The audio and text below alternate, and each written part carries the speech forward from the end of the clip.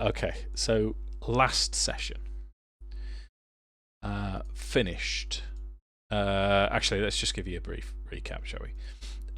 So, Alanonl, Damian, Valkyn, with Niloren and Rillik, went to Yester Hill on the behest of the Martikov family. The Martikov family being the owners of the winery.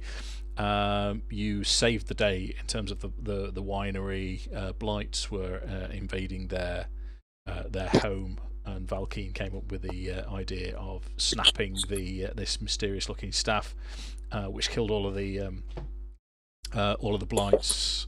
And the Martikovs went on to tell you that the only reason they're able to produce wine in Barovia, where there's no natural sunlight, is these 3 gems. One of the gems went missing years ago.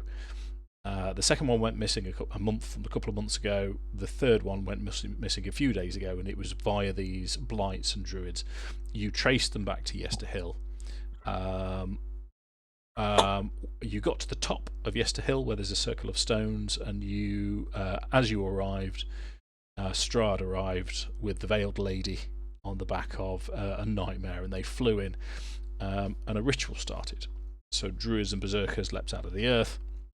It was a desperate fight. Unfortunately, killing Valkyn, killing Niloren and Rillik. It was a last-ditch effort from between Alanonl and Valkyn to heal Alanonl enough so you could finish them with magic, which you just managed to do, which is when Damian came back to consciousness and took a breath in. As that finishes, you notice Alanonl, Damian, and Valkyn. You notice 2 humanoid figures entering the circle of stone. So what I want you to do, just visuals only, is describe your character in brief and what condition you're in. What do you look like at the minute? I'm going to go alphabetically, so that would be Alanonl first. I'm looking proper banged up. My clothes are all in tatters. I'm bruised, blooded, and looking pretty sorry for myself. In terms of what you look like, general appearance of your character as well, just an overview. What do you mean? What does Alanonl look like? Oh, well, I'm an average height elf, long silver hair, with pointy ears, quite well-to-do looking from my royalty background, but with a hint of traveller.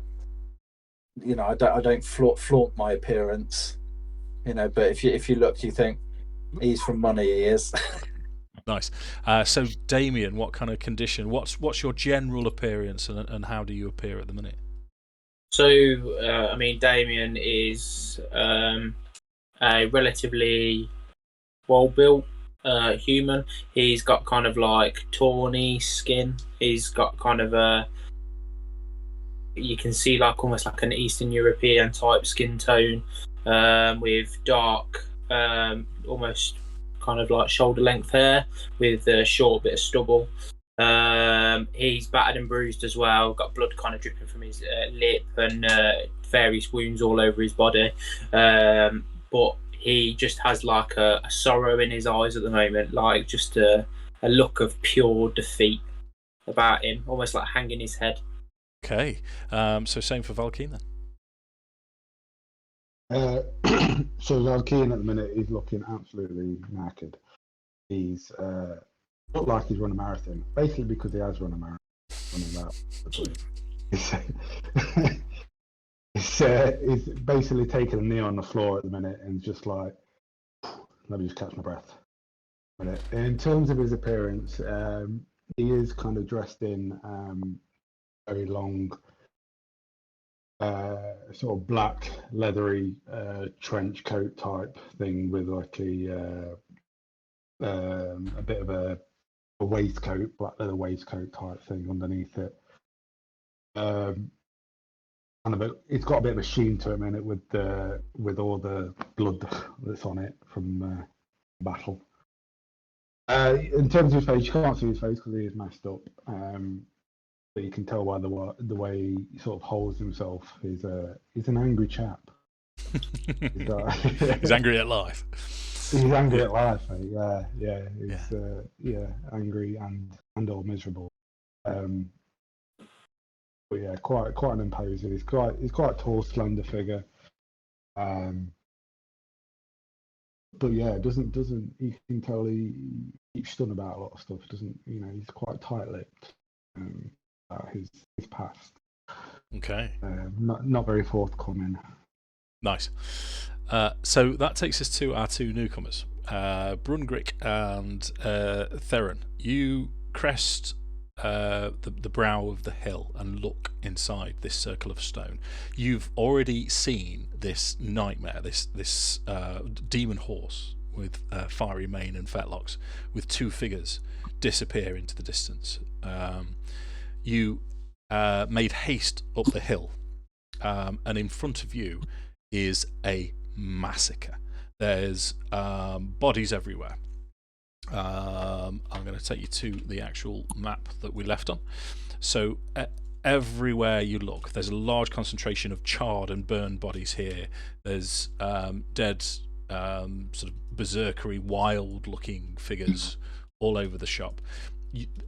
In terms of moving characters, all you can see at the minute, you can see two lads here, and in the distance you can see what looks like a very groggy human.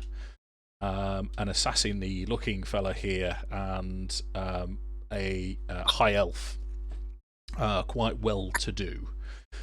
You guys, Damian, Alanonl, and Valkyn, you notice these two approach. What are you going to do? I thought we were describing ourselves. Oh, yeah, good thinking. Go on then, so we'll go alphabetically. Brungrik first. So as you look across and see us, you see a stout dwarf with stone grey hair, stone grey beard. Imagine Billy Connolly from The Hobbit, but a full head of hair, not the mohawk or anything like that. Those of you that have come across dwarves, this is when we met the big budget movie. He looks ancient. He looks, if he stands still long enough, he'll just turn into a stone statue. Yeah, ready for a fight. And as he has his shield across, because obviously he's aware that there's a battle been going on, you see the blazing sun that you now know as the sigil of Church of Pelor. You'd have all seen that sigil before. Alanonl would be aware of it anyway, coming from Greyhawk, so it is the sigil of Pelor. And you would know that Niloren had similar sigil when he was casting his divine spells. He would hold this symbol. So that takes us to Theron. What do you look like? So Theron's quite tall, slender, typical looking elf. Coppery skin, got a bit of a sweat on, which is glistening. Blonde hair, which is quite abnormal for a wood elf. And he looks absolutely bollocks running up that hill. Especially after the drinking session he had with Brungrik the other night. So yeah. Church of Pelor, a bunch of drunks. So given the condition of everyone, I'm going to assume that it's quite likely that Brungrik and Theron are the first to react, given the fact that the rest of you have just finished a fight. But you can play this however you want. What's going to happen next then? So Brungrik, looking at the scene, seeing the bodies, three standing men. Obviously, we spoke to the Martikov family, so we're aware that the group have moved south and who now comprises the group. He shouts, "Niloren! Where is Niloren?"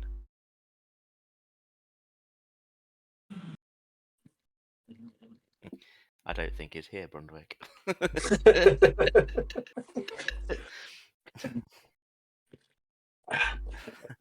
I'll turn around and have a look at these characters running up towards us, sort of leaning on my stick, absolutely cream crackered. So he didn't make it. He's no longer with us. Where is he? He's at And the he's pub, starting. Brungrik. He's at the pub. Come on, let's go. Leave these imbeciles to it. So Theron has obviously known Brungrik as quite a jovial guy, and you would pick up this real sudden change in his attitude, this real harsh, where is he? Tell me where he is. Show me where he is. Just Well- I'm pointing across to between the two stones on the path. I said, he fell there, brother. You know, I've never seen someone fight with such valor. And there was just those of us that are still here are barely here. So Brungrik will walk over towards Niloren's body and look down at him. And then he'll turn to Alanonl and he'll grab him, by the cuff there and pull him down close. He's quite short. And as you get close, you can see almost like the fire in his eyes burning bright. And you can see his jaw working away like he's trying to find the words. And he just sort of, through gritted teeth, how did he die?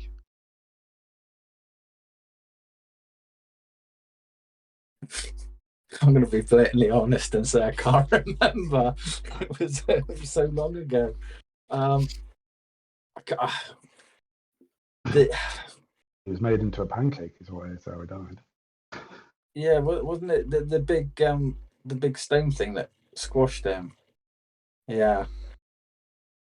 As you tell him that he was crushed by boulders, somehow his grip gets even tighter on your shirt, and he just looks at you dead in the eye, and he goes, "Who?"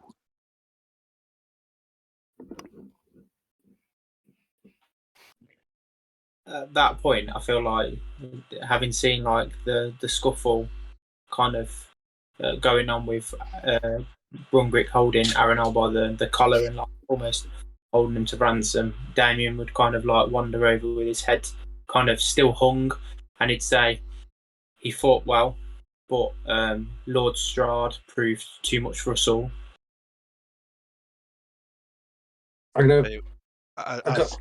As Damian joins the conversation, you'll sort of release Alanonl with a bit of a push, and do the same to Damian. He'll grab him and pull him down, and get in his face and hold your chin up. Then, if a brother of Pelor has fallen fighting an evil man like that, you should not feel ashamed, and push him away, and then just go to Niloren's body and just kneel next to it. I think during that whole kind of like piece, Damian would literally be like, it would be almost like shaking, like an unconscious body, like he would just be limp. It wouldn't be putting any resistance up against him. His head would just be hung the whole time. He wouldn't even be able to look Brungrik in the face. Yeah. I'm just going to put my arm on his shoulder. I said, I've lost here as well. My brother was killed, which is why I'm here. So I feel your pain, and I want to get to the end of this and deal with it. He just doesn't talk. He's just there, kneeling over Niloren's body, just not registering anything anyone's saying now. So you see Niloren's corpse as it now is crushed. Obviously, a massive weight has fallen on top of him, which seems strange in the middle of a sort of relatively open field. You can also see, and with the grief that's hanging around the group, you can also see what looks like a well-armed and armoured fighter looking type in the corner, also dead. So in terms of what's happening where you are, you're still within the circle of these stones. Lightning is still striking every now and again. To the west of you is this wall of fog. It's as tall as the mist and the fog that goes up to the sky. The overcast day, there's no difference between the wall of the fog and the overcast sky above. You were all aware coming up the hill, and you can still see the tips of it now. This evil-looking tree in the distance. You can very much get the impression you're not so much the new two arrivals, but certainly Alanonl, Damian, and Valkyn. You know that you're in Barovia, and you know that you're never safe. You are quite exposed here. Strahd has been, and he has gone.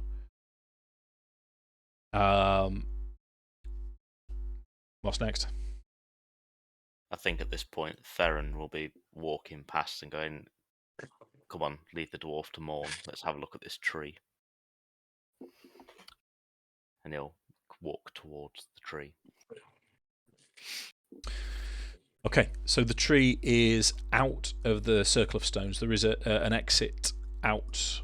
You've entered from the north, and there's an exit out from the south as well. I'm just going to ask: are you doing anything with the dead?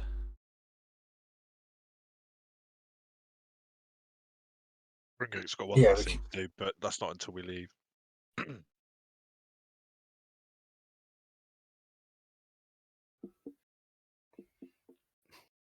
Come back and deal with it after you've sorted into the tree? I think so. Almost, yeah. Brungrik's just got one last thing to do, and then he'll happily go to the tree. Sure. Obviously, I'm telling everybody that, but if you want to come get me, then I'll do that bit. Okay. What I'm going to do then is just pop you up a map of you guys walking out the south end of the circle of stones, which is where I need to open my book.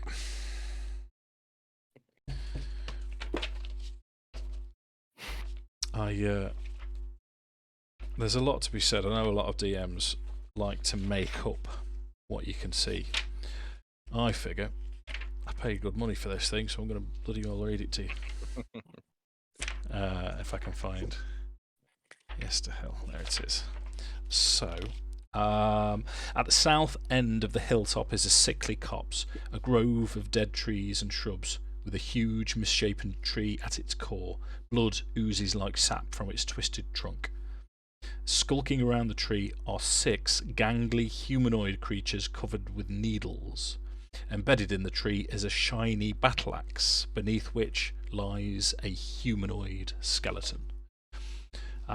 So, just for clarification, this is all a few shrubs, a few trees, but mostly dead foliage. Gulthias tree here. You can see. Let me turn the map to. It is on daylight mode. In which case, I'm going to grab Alanonl over so briefly. Move you a bit closer. And then back again. So, you can see 6 of these blights. Now, you've all separately fought blights before. These are the needle type blights. These are the ones that can shoot needles from their arms, upper limbs. How do you want to proceed? Stealth mode activated. What? So we can see 6 needle blights. Yeah, they can't see anything else. No, just 6 needle blights, and they seem to be. It's almost zombie-like. What you would expect from zombies. Now, you've as you've approached, you've made no effort to disguise yourself up until this point. They're not reacting at all. It's almost as if they're just shambling around the tree. Did you say there was an axe embedded in the tree? I did. I said literally a shiny battle axe. beneath which lies a humanoid skeleton. Are we talking like a proper axe or a wife? Sorry, a battle axe. I refuse to answer that in case there's a. Is there anything unique about it as an axe? From this distance, you struggle to see. It Okay. looks.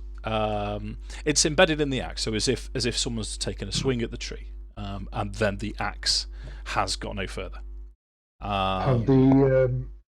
Have the needle blights noticed us yet? Are they paying any mind at all? No attention whatsoever.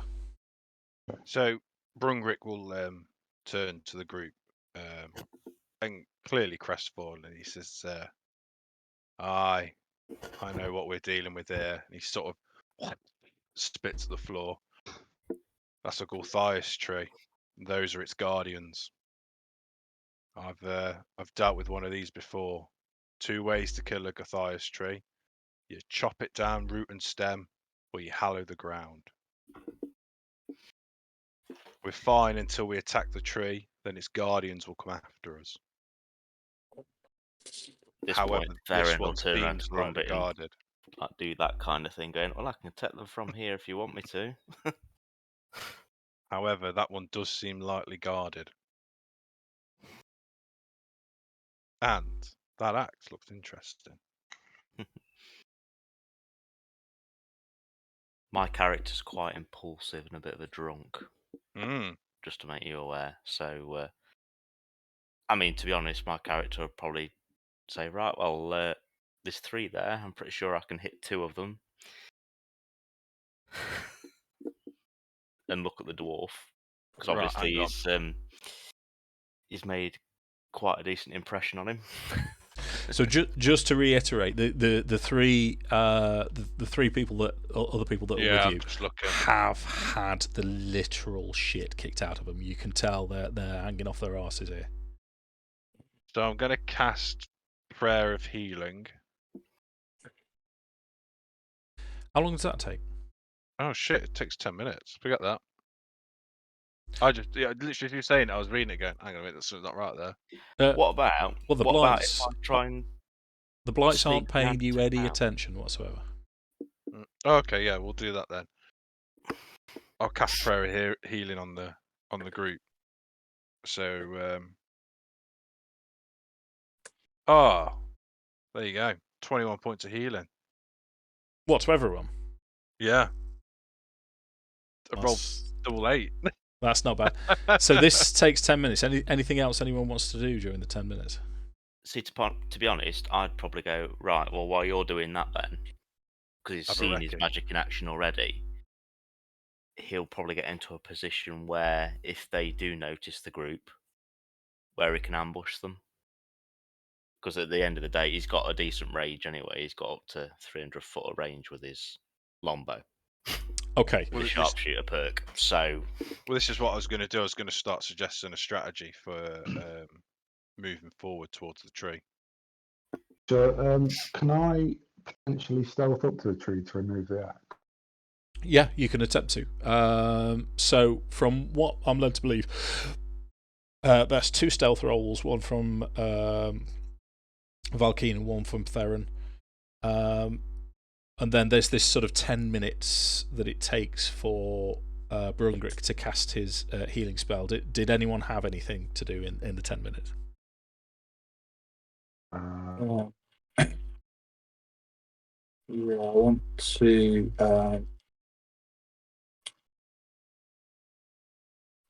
Where is it?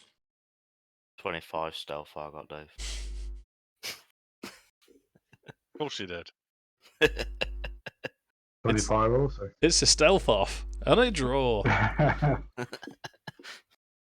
Okay, so sorry, Mr. Miller, did you want to do something?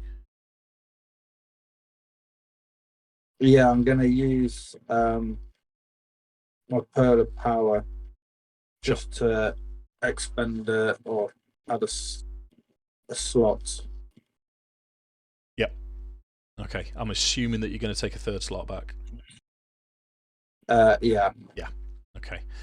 So what you guys see then, not being aware of each other's abilities and capabilities, the back rank at the minute. So Brungrik, Alanonl, and Damian basically see Valkyn and Theron meld into the undergrowth. Which way round are you going to go? The same way? Are you going to stick together, or are you going to go opposite ways? Opposite ways. I'm going to go Opposite down ways.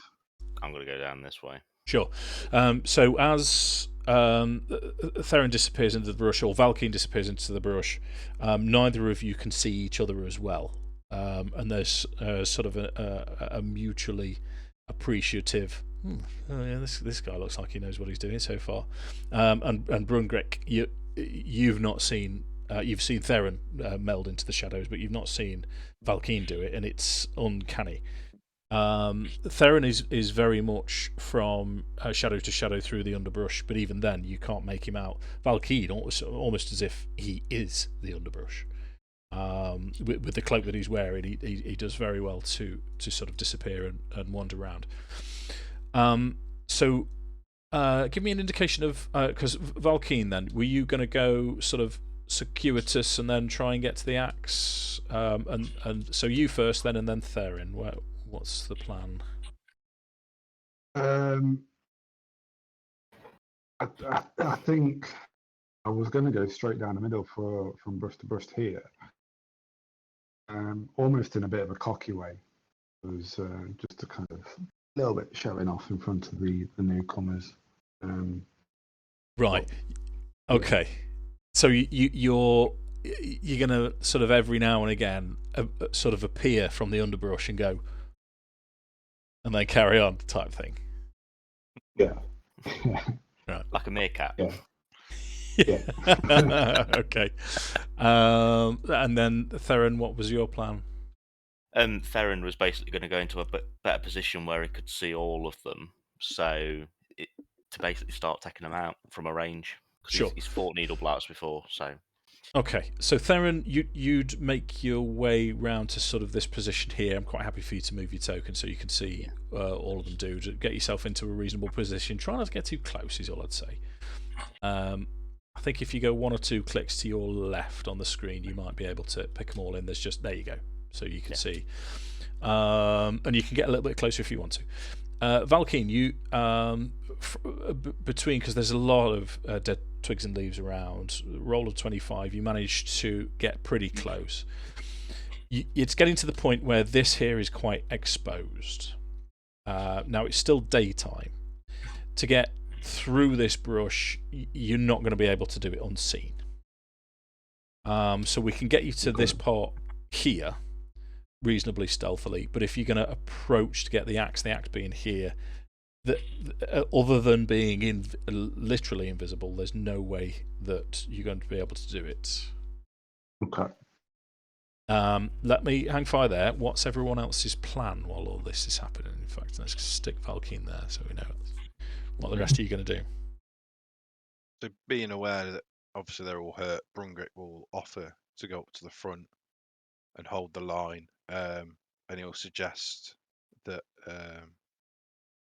obviously he's seen Alanonl uses special focus, so he's aware he's probably a magic user, so he'll advise that he hold back, and Damian bring up his rear and cover his back, and Brungrik provide the front line. And he would obviously have advised Valkyn to stick on the flank and try and come in from the flank and damage them as they come at Brungrik. Okay. And he knows Theron will do the job. Sure. So you're approaching then. Brungrik's approaching. Not full on. He's going to hold fire a minute, but he will eventually move forward. Okay. What are you looking for? Is there anything that you're waiting for until you advance? Well, I'm aware that Valkyn's disappeared, but I don't know his overall goal. Okay. So I'm waiting for something from him, whether he triggers something for me to charge in, or for him to return to discuss the strategy. Gotcha. So Valkyn, from your vantage point, they've not noticed you at all. You are the brush. This axe, you can see from your vantage point, it looks very ornate. It is a battle axe. It is very much It seems to be you. In fact, let's have a perception check. Let's have another roll just to see what you can clock from, because you're not on top of it. 7. Okay, it looks nice. It looks new, and given its surroundings and where it is, that seems unusual. That's all I'll give you. Can we make anything out about the shrubbery around us? Like, does it look natural? Does it look magical? Do you know what I mean? Because you're saying it's quite a lot of dead shrubs around us, isn't there? Yeah. Let's have a perception check from. You're quite far out, and you're kind of concentrating. So I don't very often ask for a disadvantage, but I'm going to ask for a perception check with disadvantage from where Theron is.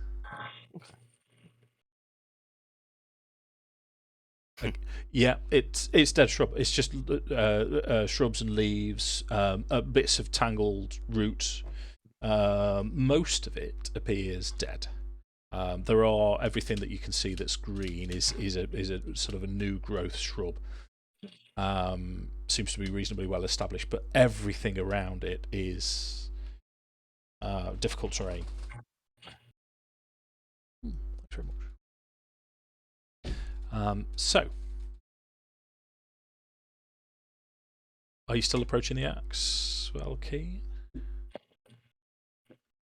1, 2.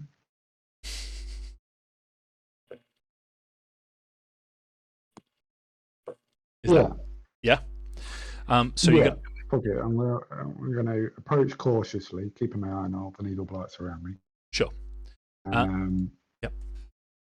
Yeah, so obviously I can't go unseen because it's quite wide open. They don't seem to have paid me any attention thus far, or any of us to any attention thus far. So I'm just going to approach very cautious and step by step see if anything that triggers their attention. Okay. So as do you have anything prepared? Anything ready? Nothing too ready. No. Okay. So as you break cover and step towards, you now out in the open. So let's just pop you there. They don't change their disposition. They continue to amble round. Okay. And everyone else, you guys at the back, you can see this now. You can see Valkyn has sort of stepped out the brush. You can see the blights. All 4 of you can see what's happening. There's no change with the blights. Brungrik would probably suggest that we advance, not all the way, but we advance forward and close some of the distance, so that we're close by, ready if anything changes. Yeah. Sure, move mad. Knowing what Valkyn's like, I'm moving up because I've got a little trick up my sleeve because I know he's going to end up in getting in P-Tong. Yeah, I think as well with him seeing Valkyn do this, and now we can clock him. I think Theron would probably be thinking, well, I'll see if I can try and take any of them out stealthily. And then if they do notice me, at least they're not looking at him. God. You don't want to hold fire while he's in the middle of it all. Yeah. I'm impulsive. So Damian, are you you're going to follow suit? Are you? You're following on with the front line.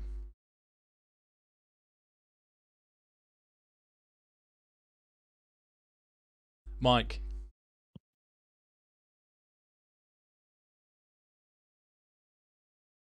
I thought his name was Jake. I've been calling him the wrong name all these years.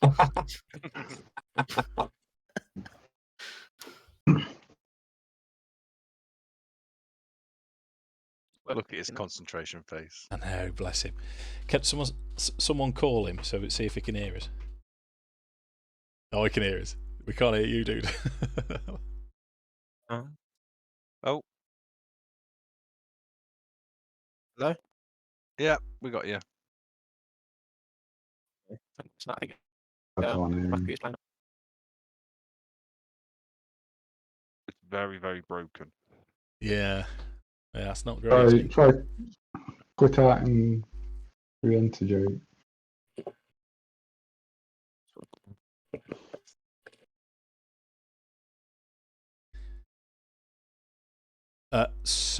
I'm going to assume that he's going to move a little bit further while he's having a faff. Valkyn, are you continuing forwards? Then you can hear your foes approaching from behind. Yeah, I've got. I'm glancing over my shoulder over at the needle blights as I slowly approach, see if I can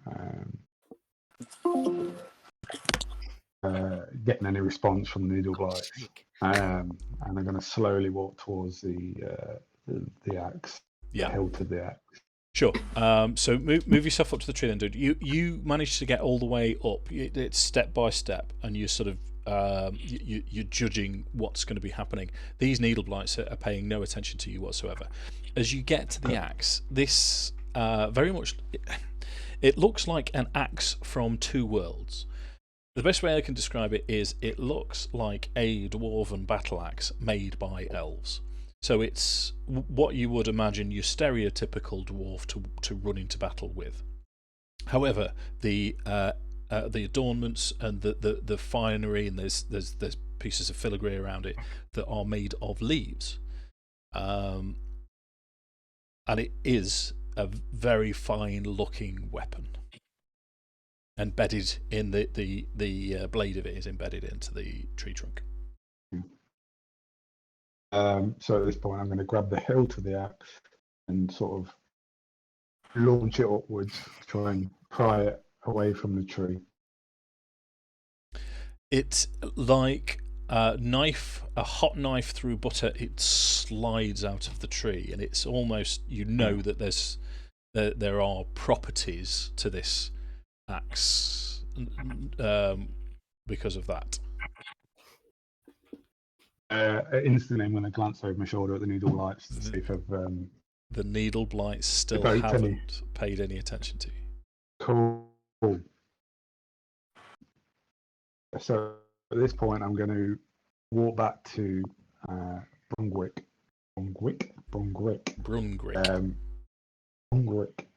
and kind of slam the axe into his chest and say, through gritted teeth, you can tell there's some sort of disdain in my voice. There's, prove your worth, dwarf. Oh, we're playing that game. Okay. Nice. My strat's going out the window. I know what I'm doing. The other thing that you would have noticed being so close is the humanoid figure at the foot. And what it looked like. In fact, let's have a medicine check. I do like to roll some dice. Just 2 seconds. How are you doing, Jake?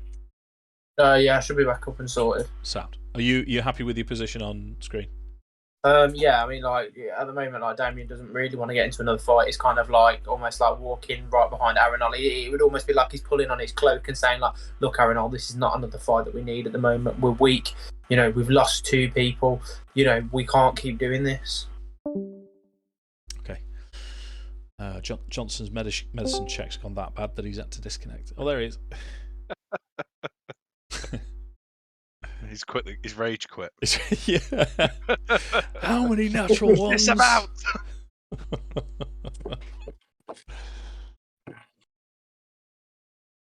That's like me when the Niloren died. Fuck this shit. I'm out.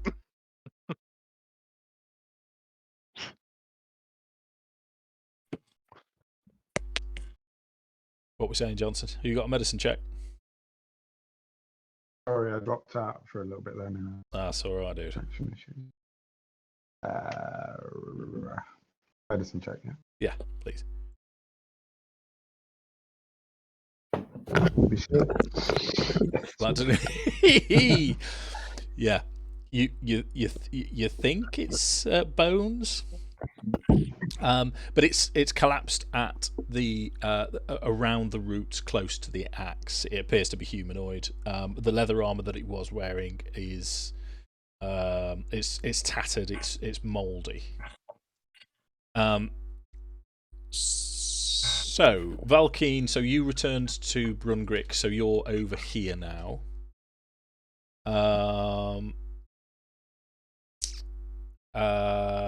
What is Brungrik doing with the axe? He wants to know what's so special about it, as well as sort of caressing it like a little baby, because all dwarves are greedy. Stereotyping. And he's but at the same time, he is sort of, as much as a joke, he is sort of like, this is quite an impressive axe. You know, out here, he appreciates the craftsmanship and yeah. You do. So again, a very dwarven weapon, but looks finely crafted, and the all the decoration is of a leaf-based nature. It's a lot lighter than you would expect a weapon of this type, and as you wield it, the balance is perfect, and it feels good in your hands. The only way you're going to know more about it is to either take a short rest to identify it, or to pass it over to your resident magic user for a 10-minute identification ritual spell. Yeah, I'll offer it to Alanonl and I say. can't. Oh yeah, I can. No, I can't.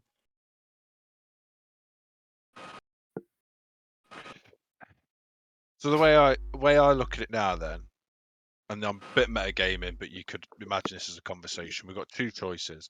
We can withdraw, try and heal you guys some more, identify what this weapon is, because I don't know. Oh yeah. I've got a sneaking suspicion it might be useful. Or we run into the fight. We've got to deal with this either way. Brungrik is adamant that it's got to be dealt with. So we can withdraw and deal with the dead and rest, or if there's something we can do about it now, then get on with it.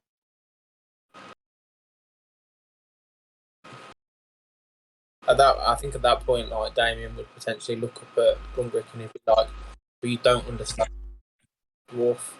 You know, we have met him, and he is a man to be feared. We are not safe in this land. We need to get out of here." And when you say him, he just looks at you, and it's stone cold. You've almost insulted him to his face, and he's like, "We deal with this now. We deal with him later." But he could come back. That is not now's problem. He can come back. I'm ready. You've never met him. You don't understand. I've heard this story many a time, friend. Well, we heard stories, and they do not match the legend he is. And he again, that fire that you saw earlier starts to come back through again, and he slams the handle of the axe on the ground, and he's like, "Death or duty, stand your ground." Well, look how that got Niloren. And yeah, now he's chomping at the bit frothy at the beard, and he's going to turn around and fight in a minute. Well, Damian would be like, "Niloren was my friend. He was a companion, you know, as well as Rillik. We came here together. I have lost so much since we've been in this mystic. You don't even understand."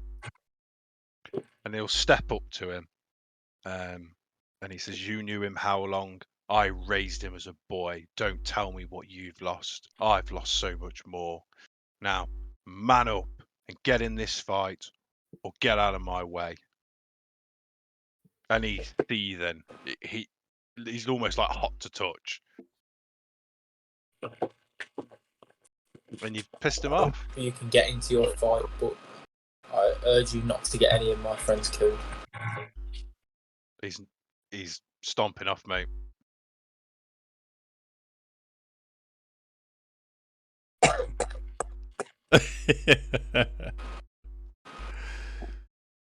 So what's everyone else doing while Damian and Brungrik are having a set to?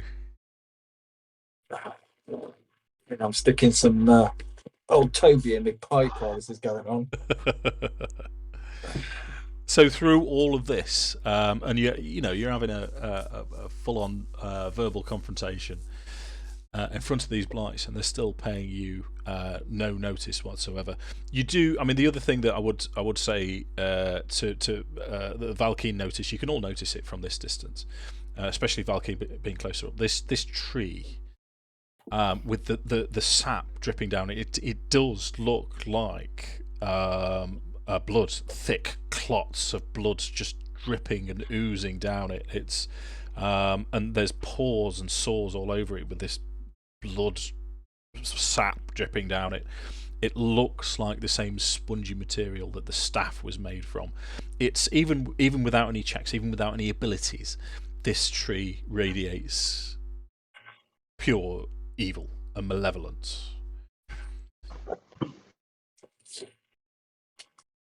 So what we're doing? Because Brungrik's on the edge of charging at these blights now. You've wound him up, and he's on the edge of charging. Have I been given this axe to have a look what it's all Well, he about? was holding it for it to look at it, but now he's turned around and he's ready to charge. Okay, fair enough. All right. So if you want to stop me, stop me. Otherwise, I'm going to start. So we've Oh, yeah. obviously seen this, haven't we? So in the position that I can see that quite clearly this tree is controlling these blights, because everything that we're doing is paying no attention. They are purely protecting the tree. So would it not make just sense just to attack the tree? Let me ask this very brief question. Would you?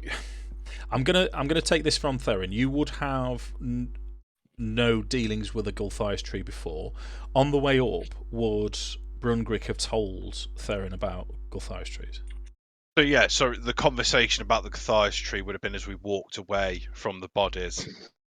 That, you know, when I sort of said it's pure evil, we need to root it out or hallow the ground. There it's gone. So you, Gotcha. So Yeah. you did, yeah. So big pardon. you mentioned it to us all.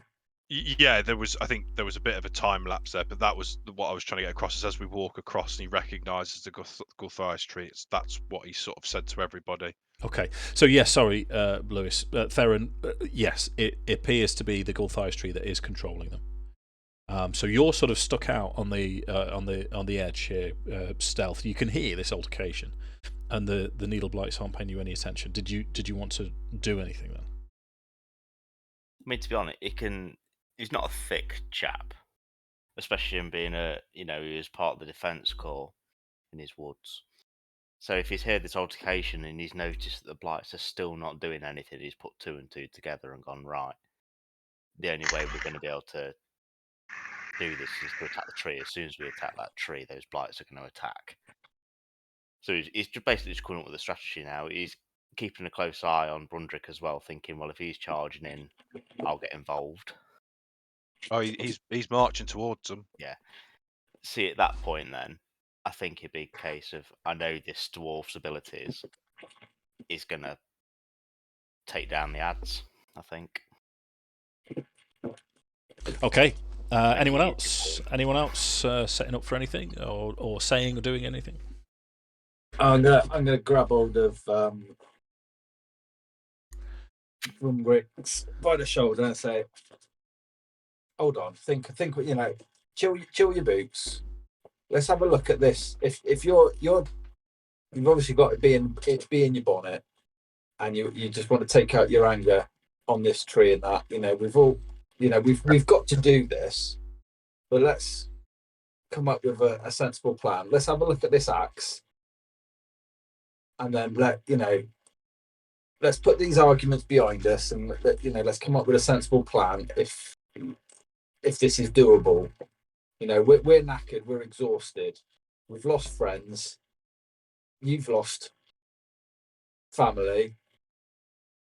Let's just have a condor moment and just, let's have if we're going to do this, let's do it right, not half cocked." Yeah, that sort of, as soon as you would grab his shoulder, he'd probably just sort of throw it off. But then the calming, hang on a minute, use common sense, that sort of will stop him in his tracks. And he almost deflates as he calms. So where, like I say, he's just built up and tensed up. And you see the old dwarf again that you saw when he first appeared. It's like he shed 50 years in anger, and now he's just deflated again.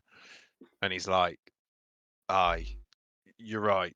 I know better. I know better. Man of my age knows better than that." But he can't look at you when he says it. He can't look at you as he admits that he's wrong, and he is flying off the handle a little bit. And he'll sort of say to you, what do you suggest, Master Wizard?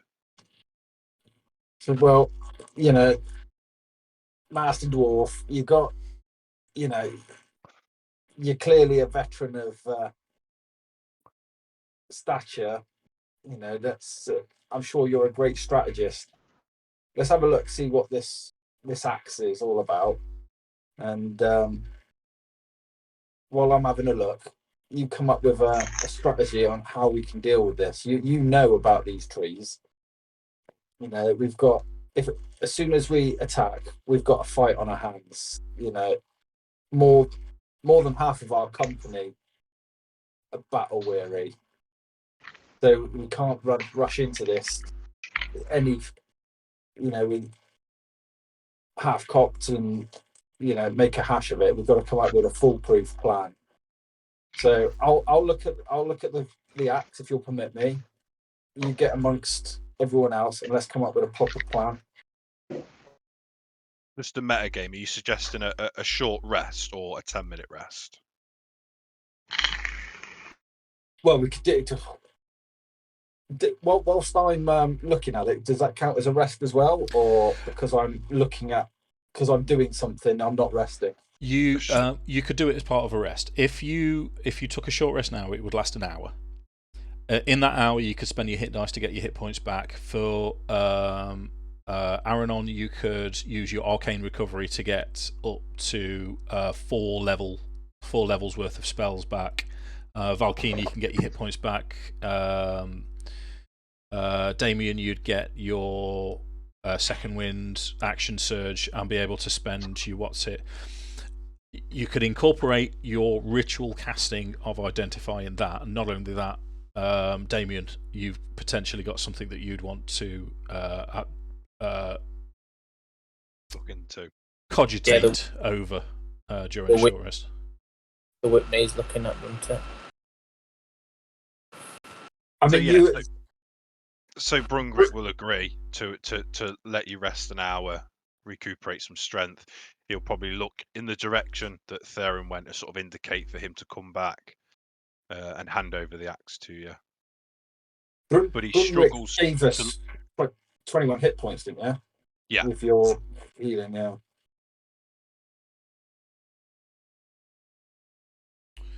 Okay, so that's the plan. You're gonna stay back for an hour or so. What I would like you to do... Who shall I pick on? Mr. Johnson. Would you roll a flat d20 for me, please?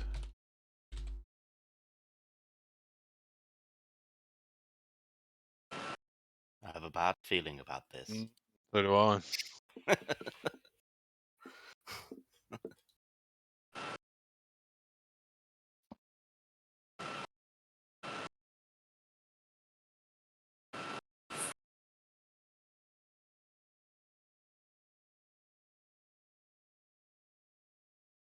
Hey there, Mr. Johnson. He seems to have frozen. Yeah. He's frozen in fear, Dave. Look what you've done to him. Not the dice. It looks like he's frozen in semi-gorm to me, but...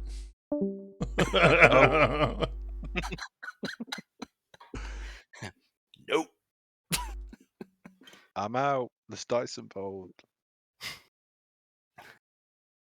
Say again, sorry, Dave. Can you roll just a flat d20 for me, please? Flat D20. If it's flat, it should just land on the 20.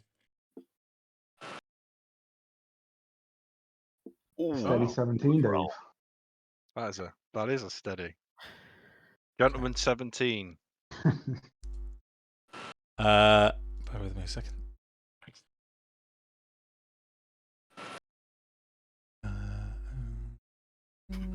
Alright. As you're resting, wild mongooses start licking your toes. Right, sorry, I'm just. The possums charging.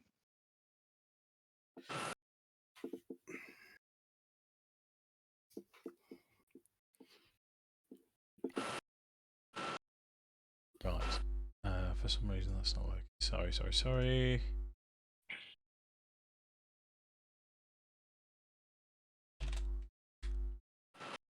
Not working. Ah, that's why. It's because it's still got a number.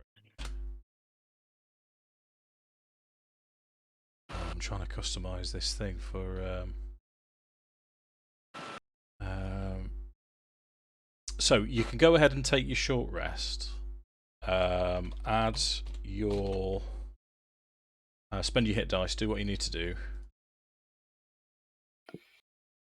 What's the run on hit dice recovery on a long rest? Long rest, you recover half of the hit dice that you've spent. Yeah.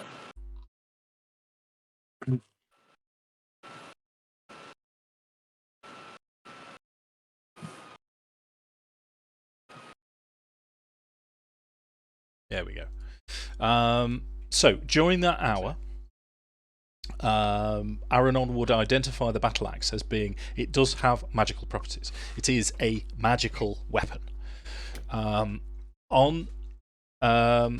When you attack a plant creature or anything plant-based, it will deal an extra 1d8 slashing damage. So what I'd say to you, Sam, is just remember the d8 slashing damage for when you fight. But other than that, it's the same. As my battle axe. Same as your battle axe. Yeah, except with the one. Yeah, it is magical. So anything with resistance to bludgeon or resistance or immunity to non-magic weapons, this bypasses as the name suggests because it's magical. For Damian, then, Jake, if you want to refresh your character sheet on D&D Beyond, which is what was taking me so long. I thought I'd done it before. You are in possession of an item known as a blood whip, or, more to the point, the blood whip. So if you can either keep the information to yourself or you can share it amongst the group, but it's in your inventory. I will read it to myself. Okay. I take it Alanonl will know what it is because. Well, you've well, did you pass it to Alanonl for identification? Well, would I be able? Because I thought I've got no way of identifying it otherwise. I'm happy for you to spend a short rest with it to. Oh, okay. Okay, so have we all spent hit dice, recuperated spell slots? Yeah, I think so. I'll roll my dice and what have you. I think I've gained 2 second level slots. Does it not do first level slots? Or you can gain any combination of up to 4th level, I believe. So you could have done 1/3 and 1/1, or 2 seconds. All right, I'm just wondering whether it's done it automatically on here for me because it's put my hit points up. No, you'd have to on your features. There's the arcane recovery feature, so you'd have to tick that. And let me just go over it. So, arcane recovery once per day. When you finish a short rest, you can choose expended spell slots up to a combination of level 4, and then you'd choose that manually. Right. How did I have 2 of those? Okay, so I can. How many? Sorry, 2. Just 2 spell slots. Up to level 4. So the spell slots per level, as long as it doesn't go above level 4. So you can have 1 first and 1/3, or 2 second, or 1/4. Right.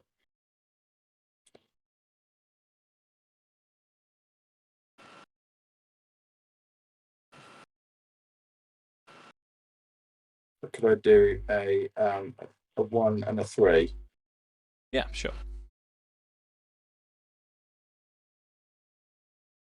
And while you've been resting, the blights have paid no attention to you whatsoever. I'm just going to have a time check now.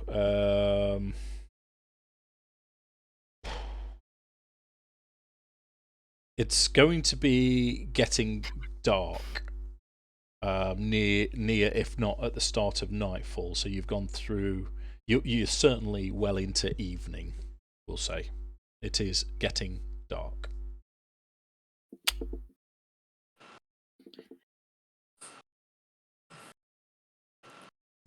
What do you want to do?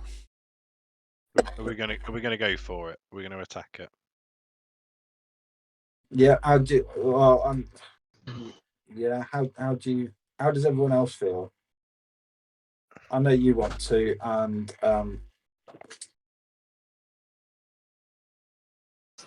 Theron wants to.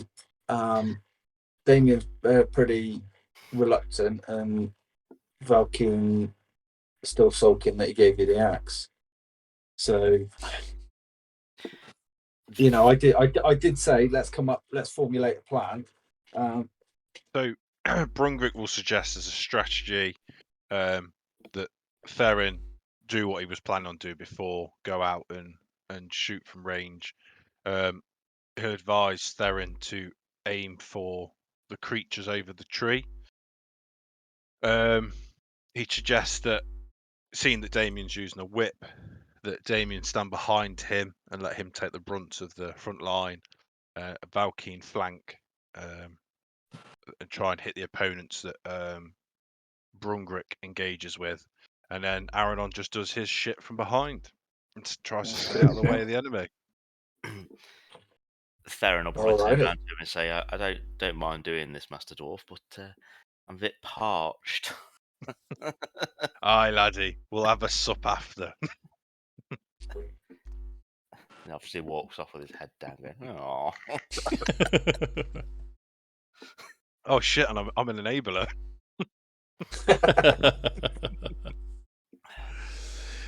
Okay, so are we about ready to roll some initiative? Yeah.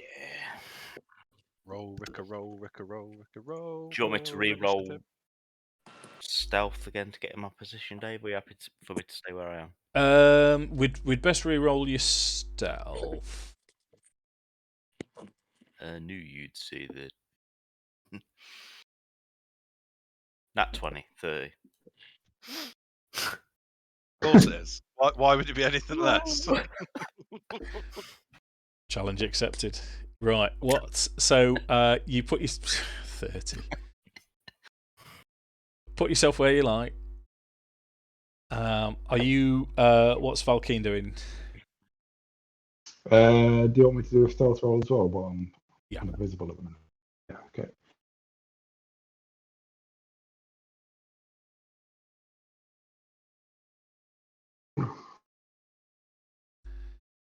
$16 still decent.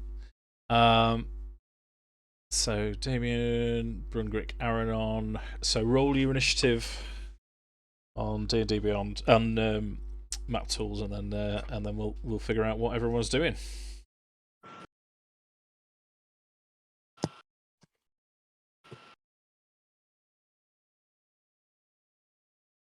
Who are we missing? Theron and Valkyn. Valkyn's initiative is 5. Bloody hell. Mine's taking ages. Right, let's add the 2 ranged fellas. Set initiative. Okay. So. Where's my initiative thing again?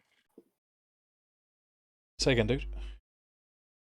Where's my initiative gone? You've done it on map tools, mate. That's all I want. Oh.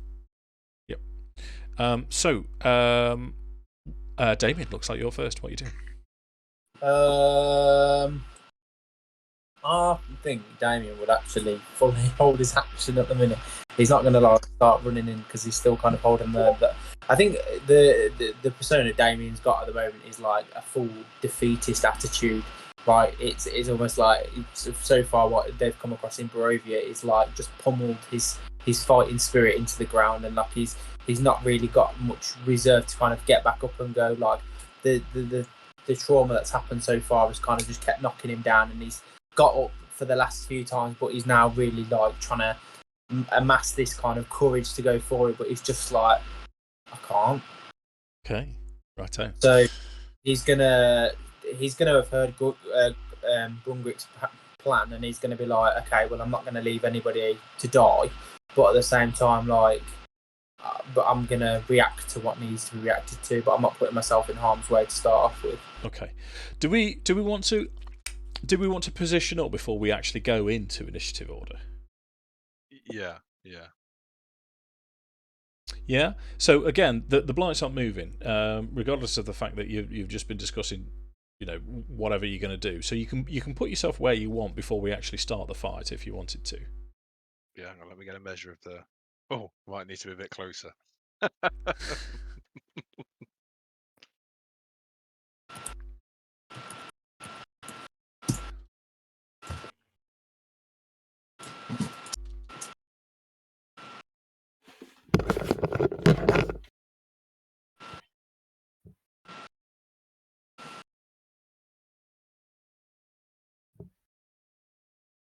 Okay, we'll do this slightly differently then. So,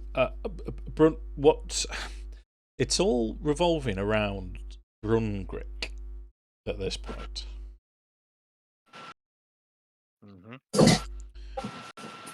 What were you going to do?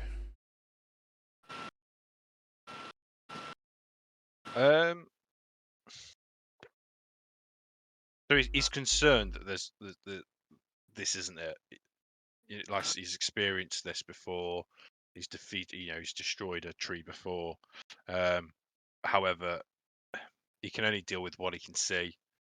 So he's probably going to charge this nearest needle blight with his brand new shiny axe in hand. And see what happens. Trigger it and see what happens. He knows he's got 2 guys on his flank ready to fire in. He assumes Damian is going to be backing him up, though he's a bit 50-50 on whether he's committed to the fight or not. And he's just hoping that everyone's battle styles will kick in as they all kicks off. Okay, so what we'll do then, we'll take it out of initiative order, because as far as I'm concerned, the way this is setting up, you're going to have a surprise round. So I'm happy for you guys to have a go before the needle blights do, and you can mix up the order of which if you want. So should we have Brungrik moving into position first? Put Brungrik where you're going to start from, and then back there. About there. Yeah. So everyone else, move yourself into position before the first axe is swung.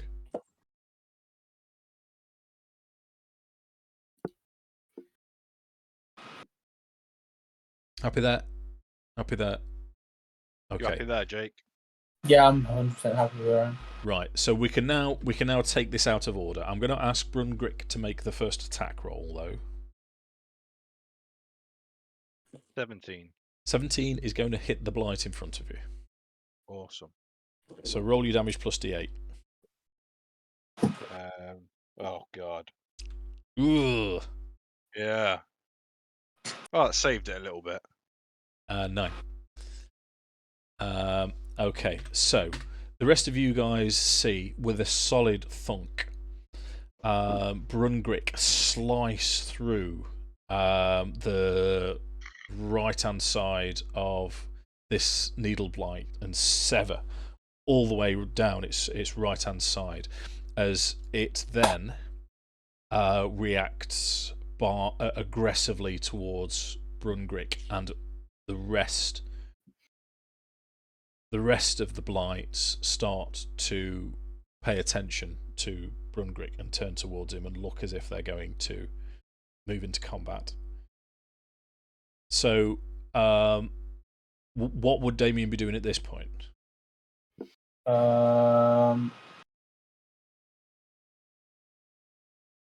To be honest, I genuinely think he'd stay where he is and just watch Okay. what's going to unfold. So let's take it. Yeah, sorry, dude. Yep.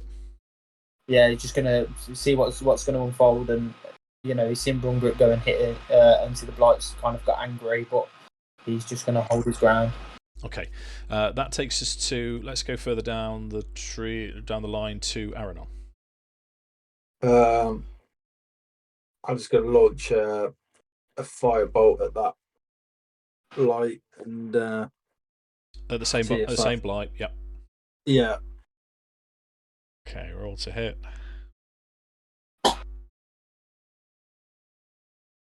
$13 hits.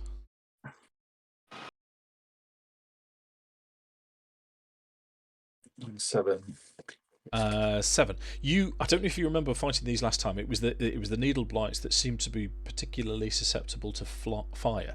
The other blights weren't necessarily, but with a 7 and vulnerability, that is easily enough to reduce it to cinders at the foot of Brungrik. Did you want to move? Any bonus actions? Anything else? No, I'm just going to stay put for the time being. Okay, that takes us to Theron. Well, I'm just gonna go to the toilet because we're gonna be here ages. I'm going to cast Fighting Spirit as my bonus action. Sure. It gives me advantage on all attack rolls. I'm going to do Action Surge. That gives me additional action every turn. And I'm going to start off with. It only does it for one turn, though. It only does Mate. it. I know. Sure. So I'm also going to declare my sharpshooter feat, Dave. Okay. Right, for that one. So -5 to hit. Yep.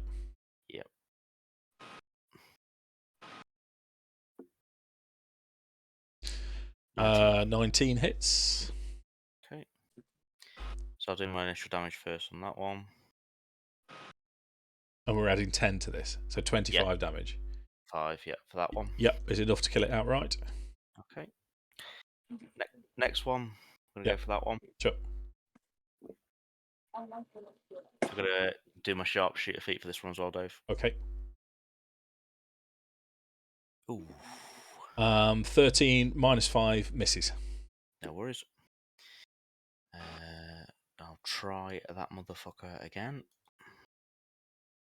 Again, sharpshooter feat. Yeah. 21. 21 hits. 23. 23 kills it outright. Okay.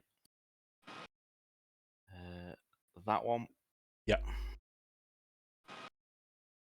Again, sharpshooter. I'm just going to sharpshooter for the lot, Dave. Gotcha. Right. Yeah, I was picking that up, dude. Go 5. So 14 hits, yeah. Lovely. 22. Dead. Let me just check my range. Oh, Lovely. Brungrik and Theron came to party. Cool. I'm going to go for this one. That's 4 shots, dude. 1 missed. Don't get a 5. No. With my bonus action, because I get 2 attacks with my longbow, and then I get a bonus action that gives me 3, and then I get an additional action which gives me another 2. Your bonus action was your fighting spirit, I believe. Yeah. So you get an extra attack with fighting spirit. Yeah. So fighting spirit gives me advantage. Oh no, you're right. You're right, Dave. Yeah, I think you might have another feature that you can. I've still got my stealth attack, but I should have added that to a different one, but there was no point. No point. You've just killed him. Anyway. Any movement? I think on a normal round, Lou, you can get an extra. If you don't bonus action for your fighting spirit, you can bonus action crossbow with your crossbow expert. I haven't got crossbow, mate. I've got sharpshooter and elven accuracy. Oh, did you? Yeah. I think that'll do, Dave. Okay. Valkyn's turn.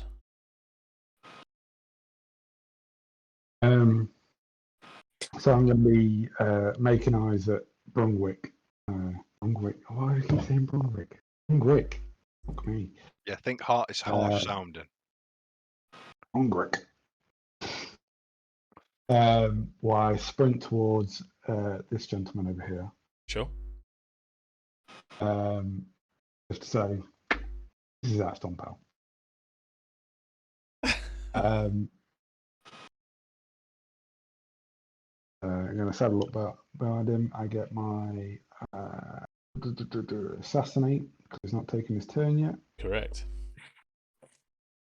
So I get advantage on my attack roll. And as I run past, I'm just going to slice at the neck with my +1 dagger. Okay. For hit, which I don't. Flat on my face, pal. You're attacking from stealth, so you can roll with advantage, but you've already rolled one. So if you just roll another attack, which would be your advantage attack.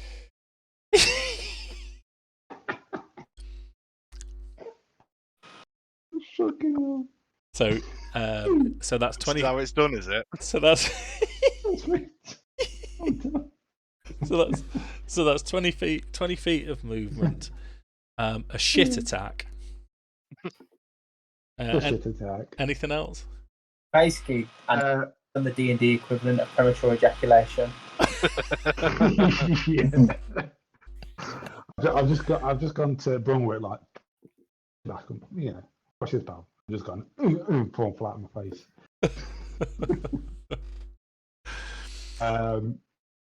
So yeah, bonus action disengage. Sounds reasonable. Move into the bushes in shame. Hold up, dude, because you've only got 10 feet of movement left. Okay. There we go. Yeah. Okay.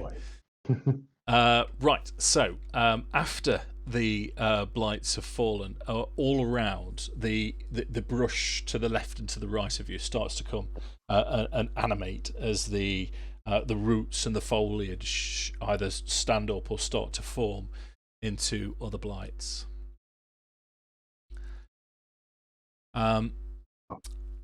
That takes us to round 2, top of the line, Damian's turn.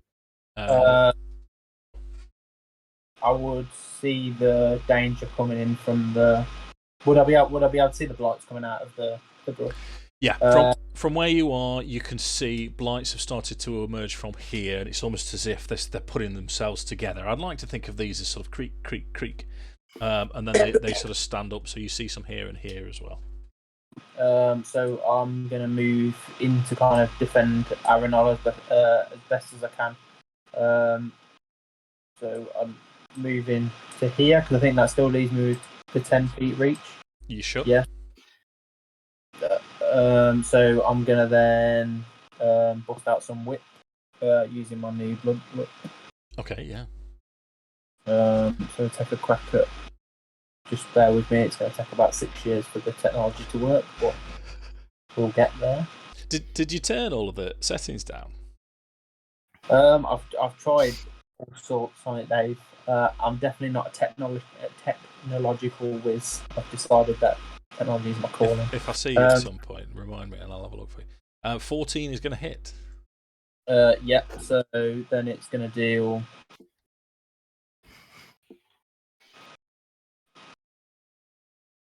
There's some nice pluses now, Jake. I know. I mean, like that, especially for the level that we're at the moment. Yeah. That's 13 slashing damage. So, of note, if you would have attacked with your normal whip, it would have missed. But that you destroy one of these twig blights in 1. Does that apply for the 10 HP with them being, or does it have to be a specific, does it have to be like a creature that actually has like blood? Good question. What does it? How does it read? Because it just says when you make when you hit with a melee attack using this magic whip and reduce the target to 0 HP, you gain 2d6 temporary hit points. Yep.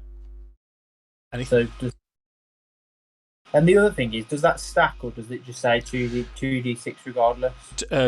Temporary hit points is one only, so you can apply another one. If you on this attack, once you've killed it, you roll 2, and on the next one you roll 12. You supersede the 2 with 12. But you can only have one occasion of temporary hit points. Oh yeah, okay. I'll sort out the temp HP in a minute, but I'm gonna maneuver myself to get into a position where I can still crack another one. Sure. So move 5 feet forward, and I should be able to engage the one that was just behind it. This one? Yeah. Yep. 23 is an easy hit. The 1d4 plus 9. I'm going to press the dead button before it's finished rolling, Jake. I'll be honest with you. Yeah, 12. Yeah, these are sort of smallish creatures up to your sort of waist type thing. These are a lot smaller. They're sort of relatively delicate looking. Anything else then? That's 2 attacks and a bit of movement. I'm happy to kind of just maintain where I am at the moment. Sure. I don't want bonus action for now. Okay. So Needleblight turn. These lads. Jake. Yeah. You can't kill anything, mate. Oh, you can't kill anything. I'll back up. I've got some movement. Yeah, it's that curse from the hags. It's so annoying. It's actually annoying me now. Oh shit! Right, I don't care what you guys say. After this, we're going for the fucking hags. Done. I'm done. That's my only stick in this game that I get to kill and I get to pick locks. Yeah. You know what? I can't let you do it, Jake. As much as I'd like to. No, that's good. It's all good. It's the nature of the beast. Beast. That was homebrewed as well. I saw that. I read that, and I thought that's a good idea to taunt the players. I really regret it now. No, I slapped them twice to try and make it for Alanonl. You did. Right, so needle blights, 2 needle blights. I was just having a quick look at their intelligence. They're not no smart creatures, but they are going to be quite intuitive. They've got a movement of 30 feet, and their minimum is 30. So this fella here, he is going to stand still. This one's going to move back next to him. Needles are going to shoot out from both of their limbs towards Valkyn. The first set of needles rolls 17 to hit Valkyn. 11 points of piercing damage as the darts impact in several places. Reaction, uncanny dodge. Uncanny dodge. The second one rolls 14 to hit Valkyn. Misses. Sound. That takes us to a whole bunch of twig blights. These little fellas have a movement of 20.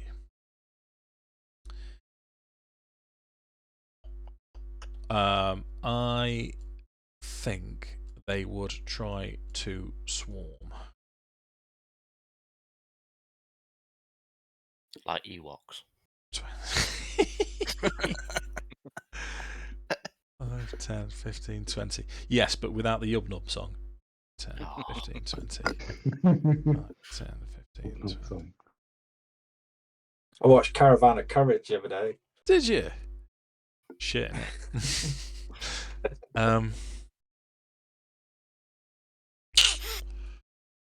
Right. Other twig blights.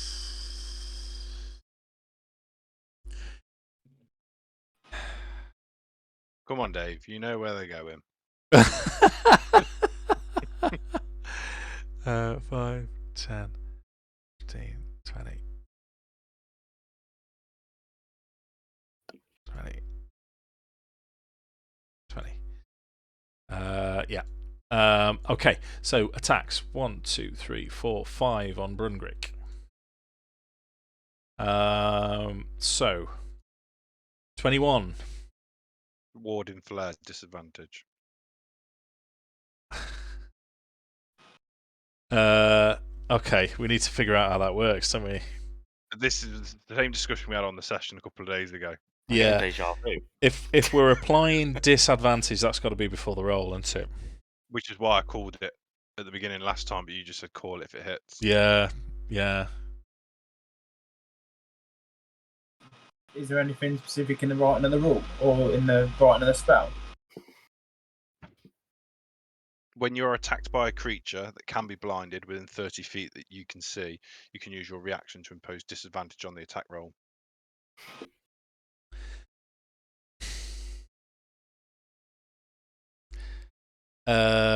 Okay. Well, blimey on this point. Do me a favour, Sam. Look into it later. These lads have got blind sight. Oh, okay. Yeah. So that was 2 damage. Okay. Yeah. Look into it later, mate. Yeah. See if there's any more details on it. Yeah, because yeah. So second one rolls a natural 1. Third 16. Nope. Fourth 22. Yep. 5 damage. Last one 17. Nope. Misses. And then we've got 1, 2, 3, 4, 5 around Damian. 12 to hit. Misses. 15. Misses. 17. Not patient defense. I'm going to use my defensive duelist. Yeah. Which kicked my AC up to, I think, 20, 21. Okay. Is that for the rest of the turn or? Just for that attack. Okay. 19. 4 damage. And 22. 5 damage. So 9 in total. The rest are out of range, so there's 2 floating Brungrik.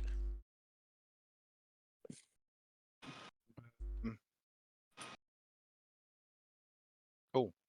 Brungrik's going to cast Radiant to the Dawn. Here we go again. So, base anything within 30 feet of him has to pass a DC 16 Constitution save. So as I understand it, it's... Oh, hang on, let me get the right pointer. All of these guys, these 2, this guy, and them 2. Yeah. Right, hold up. Let me just change that. So it's- Nice roll, it's very funny.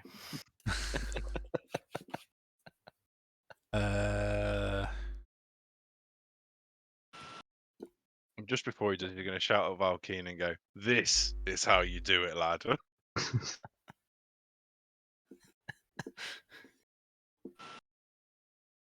Right. No, wrong one. Hold up, mate. Hold up. I will get it. Oh, it's after 9 o'clock. It's whiskey time. There you go. That's... Yeah. Yep. Okay, what they're doing? Constitution. Constitution save 16. 1, 2, 3, 4, 5, 6, 7 blights I'm going to do first. 1 fail. 2 fail. 3 fail. 4 15. 16. Right, 4 fail. Yeah, 16. 5 fail. 6 fail. 1 passes, rolls an 18. And that is going to be this furthest one away. Okay, makes sense. Yeah, Needle Blights. 2.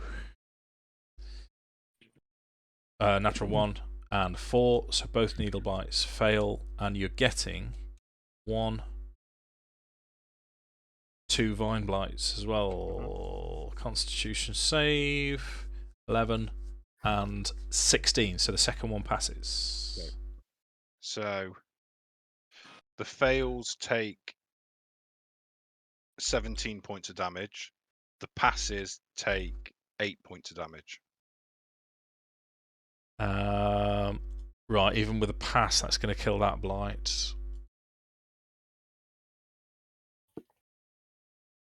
8 for passed, yeah? Yeah. He's made Valkyn look like a right mug there, hasn't he?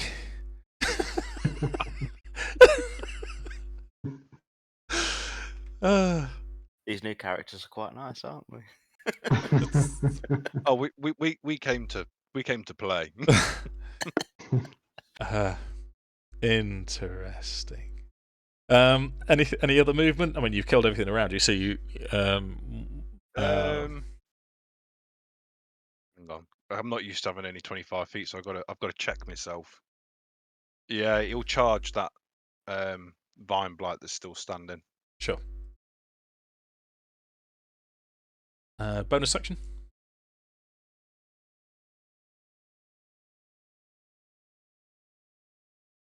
Oh, in for a penny, in for a pound. Why not? I'm going to summon my spiritual weapon next to Damian. Okay. Where's it gone? Channel Divinity. Let me give it a halo so you can. Right, which side? Where it is fine, mate. Okay. No, go the other side. Go the other side. Over there. Damian. It's 60 feet of here. you, isn't it? Oh yeah, it's easily get there. Yeah. Yeah, just there, mate. Yeah. I think actually, did I save it in your name? Can you move it now, Sam?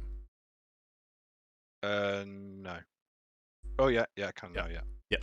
Okay, and you're attacking this fella? Yep. Go for it. 21 to hit. 21 hits. What's your plus? Yeah. 13 points of damage. Douche crushes it. And he just looks at Valkyn with a raised eyebrow, like. Right. So initiative order that takes us to Alanonl. Right. I think if I'm thinking casting bonfire here, which produces a 5-foot cube, so that should go sort of there, sort of around that, shouldn't it? Yeah. Is it evocation? No, it's a cantrip. Yeah, but what school of magic? Oh. Because you can sculpt evocation, can't you?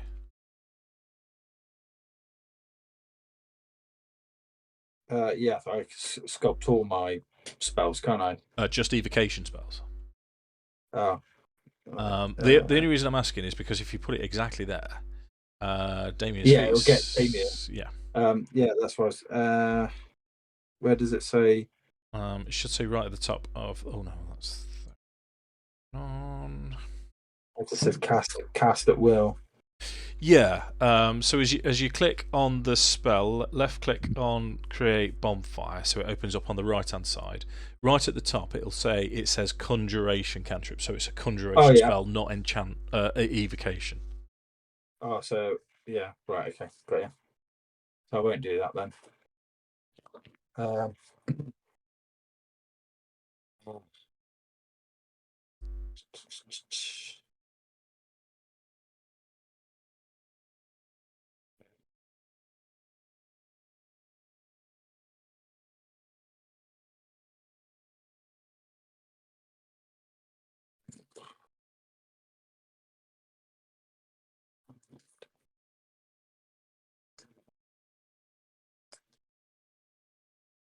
Well, I may as well just cast Fireball then. Where I was going to cast. It's a bit overkill for little well, you can see that, from where you are, you can see that there's a vine blight here, one just the other side, and all these little fellas. So if you is there sorry, I didn't realise there was one in there. Yeah, you can just make it out now. He's sort of in shade, but you'd have seen him move. So yeah, you place it here, you'd hit you'd hit everything that's still alive. Right, yeah. Yeah, that's what I shall do then. Okay, so that's Dex 16 is your DC, I believe. It is, yes.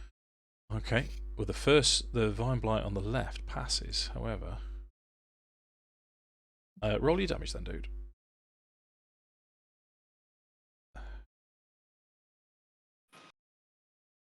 18. Okay. So, as the fire erupts, you wipe out Oops. Oh, no, stop. All of the smaller blights. That's a shame. That's quite a low roll. 1, 2, 3, 4. How many ones did you get in there, dude? That's really unlucky. 3. Yeah. Know. So half damage is 9. So all of the smaller blights are taken out. You've got 2 larger vine blights left. Did you want to move?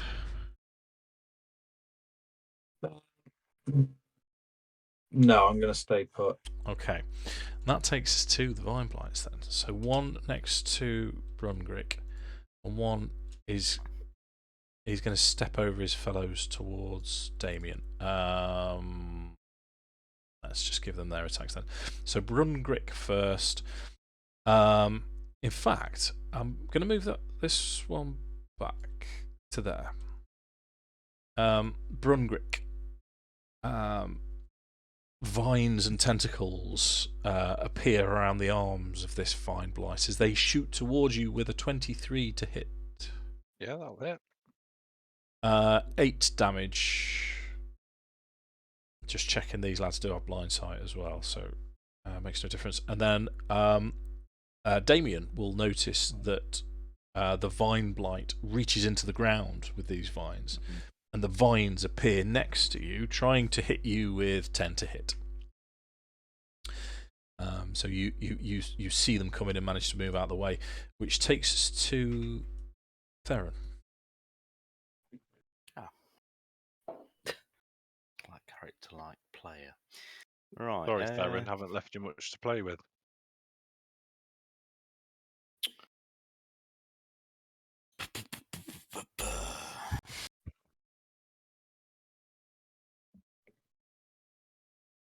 You're struggling to see any of those, aren't you? No, I'm just debating which one to go for. I'll have to move either way. Yeah. But, see, realistically, what would Theron do? Theron would go here. Because I'd be looking out for the dwarf that is accompanied for the past couple of days. Yeah. Yeah, so I'm going to attack this Fine Blight here. Because Sure. I've seen him go for Brungrik, or whatever his name is. You need to be party names, the party that can't pronounce each other's names. Brungrik, the provider of alcohol. Grik. Got it. You know what? For shits and giggles, as a bonus action, I'll cast Fighting Spirit again, just so I know. Okay. So hit with advantage again. 27. 27 hits. Okay. 16. Kills it. So as Brungrik is getting entangled, he sees an arrow fly over his shoulder and ping the Vine Blight smack in the noggin with a bit of a wink from the elf. Which takes us to Valkyn. Valkyn, you can only see one blight still moving. Well, there's not a lot I can do from here. Can't kill it. I can't kill it. I've got nothing else to attack. So it's on its last legs, isn't it? Yeah, it's not looking overly healthy. Not looking great. Okay. So I guess I'm just going to position myself towards the tree and kind of usher towards Brungrik. Brungrik. All right, saying it in a Scottish accent, Sam? Yeah. I'm going to sort of usher, I'm going to point with my dagger over towards the tree and say, get chopping, lad. And turn. Okay, so that takes us to Damian. So the blight's still within proximity to. Yeah. Is it within the 10 feet? Yes. I will go and whip the bitch. Okay.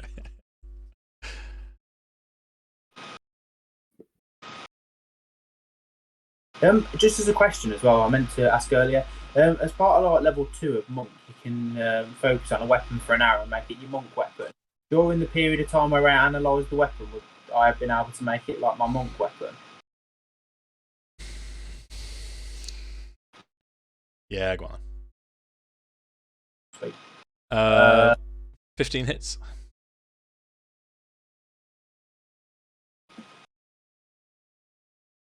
What does that mean then, Jack?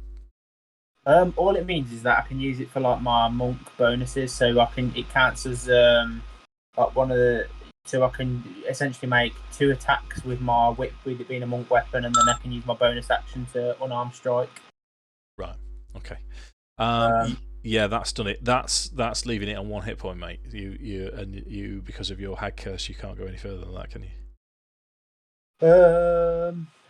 No, I can't. I have got another attack.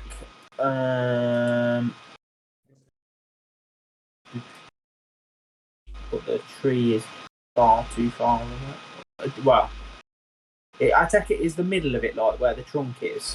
Yeah, so the sort of trunk, it's a big old unit. It's one of these gnarled fellas, so lots of the trunks spread round, but the actual the trunk, the ascending trunk itself is a good 5 feet round. I am going to bonus action Step of the Wind. Okay. Means so I use a key point and then I can dash. Yep. So I'm gonna dash towards the tree. Yep. I'm gonna draw. Well, with the whip counting as magical, I'll use the whip again against it. Sure. Roll to hit. Because I know that I know Alanonl can take out that blight now it's on 1 HP, and I feel like he's in a safer position. Sure. So I don't want to.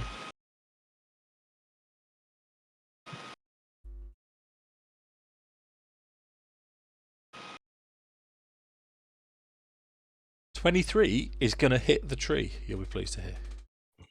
That's good. Do I deal damage to it or not? Yes. Yes, you do. 12. So I'd like to think of this as the whip itself. If you remember, as I was describing the whip, it does look like sinew, bits of animal sinew and gut and ligament tied together with these cat claws. And as you wrap it round and pull, the cat claws do rip bark and other bits of the tree apart. And as you do, this blood, this sap seeps out. And it seems to try and knit itself together almost straight away, but it's a very slow process. But yeah, you've definitely damaged it. Anything else? That would be, I've used my bonus action to Step of the Wind, so... that takes us to Brungrik. So something that Theron and Brungrik have noticed from... I don't know if they've noticed it from Valkyn, but they've certainly seen it from Damian. Blows. He's very proficient with this whip, and it's a very, very dangerous looking whip. And as he's brandished it round, it strikes these twig blights, and you think to yourself, "Oh, he's going to tear that in 2." Something seems to happen. Something doesn't seem right. Brungrik, what's he going to do? So I'll take my bonus action first, move my spiritual axe, and finish. Well, go for the vine blight. Sure. Oh, I've lost it. Where's it gone? There it is. 13. 13 hits. 12 points damage. Overkill. Do you want to talk us through that one then, Sam? Well, obviously as he looks across, he can see one left standing, and he Jedi mind tricks almost, and he sweeps across, and the axe just straight through. Great Nice. big axe, just cocks back, and it comes flying through him, and just finishes it off. So that, yeah, go on. Sorry. No, what were you gonna say, Dave? That's it. That's all of the blights over. So the tree, you notice the Gulthias tree now. It's oozing where Damian's contacted with his whip, but there doesn't seem to be any other movement. Nothing else seems to be happening on the hilltop. So, in response to, are we still in combat? No, you can go out okay. of combat with that. So in response to Theron, he looks at him and he'll be like, "You pointy-eared git, I had that one." In his typical jovial voice that Theron has got used to being berated by. And then obviously laugh at him and go, "Well, you do know that gardening requires lots of water. In your case, lots of perspiration, dwarf."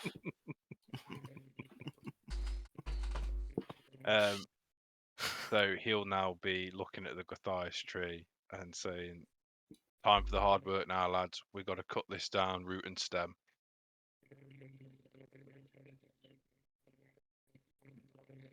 Someone's talking to the mothership. Who is it?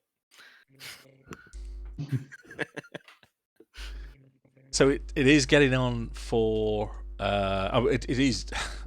I mean, that all told didn't take you long to take all of the blights out. It has just started to get dark.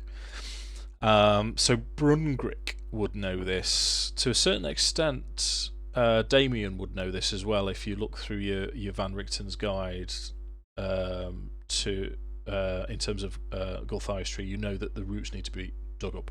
This thing is a well-established tree. It's think of your sort of a dying, decrepit version of your classic English oak. The roots of this lad are going to be well established. It's going to take you. Is this tree classed as a creature or is it a tree? It's a tree. The how it works is the tree creates blights. So the tree defends itself by creating these blights. But the tree itself will regenerate unless you remove it properly. So it can no longer defend itself.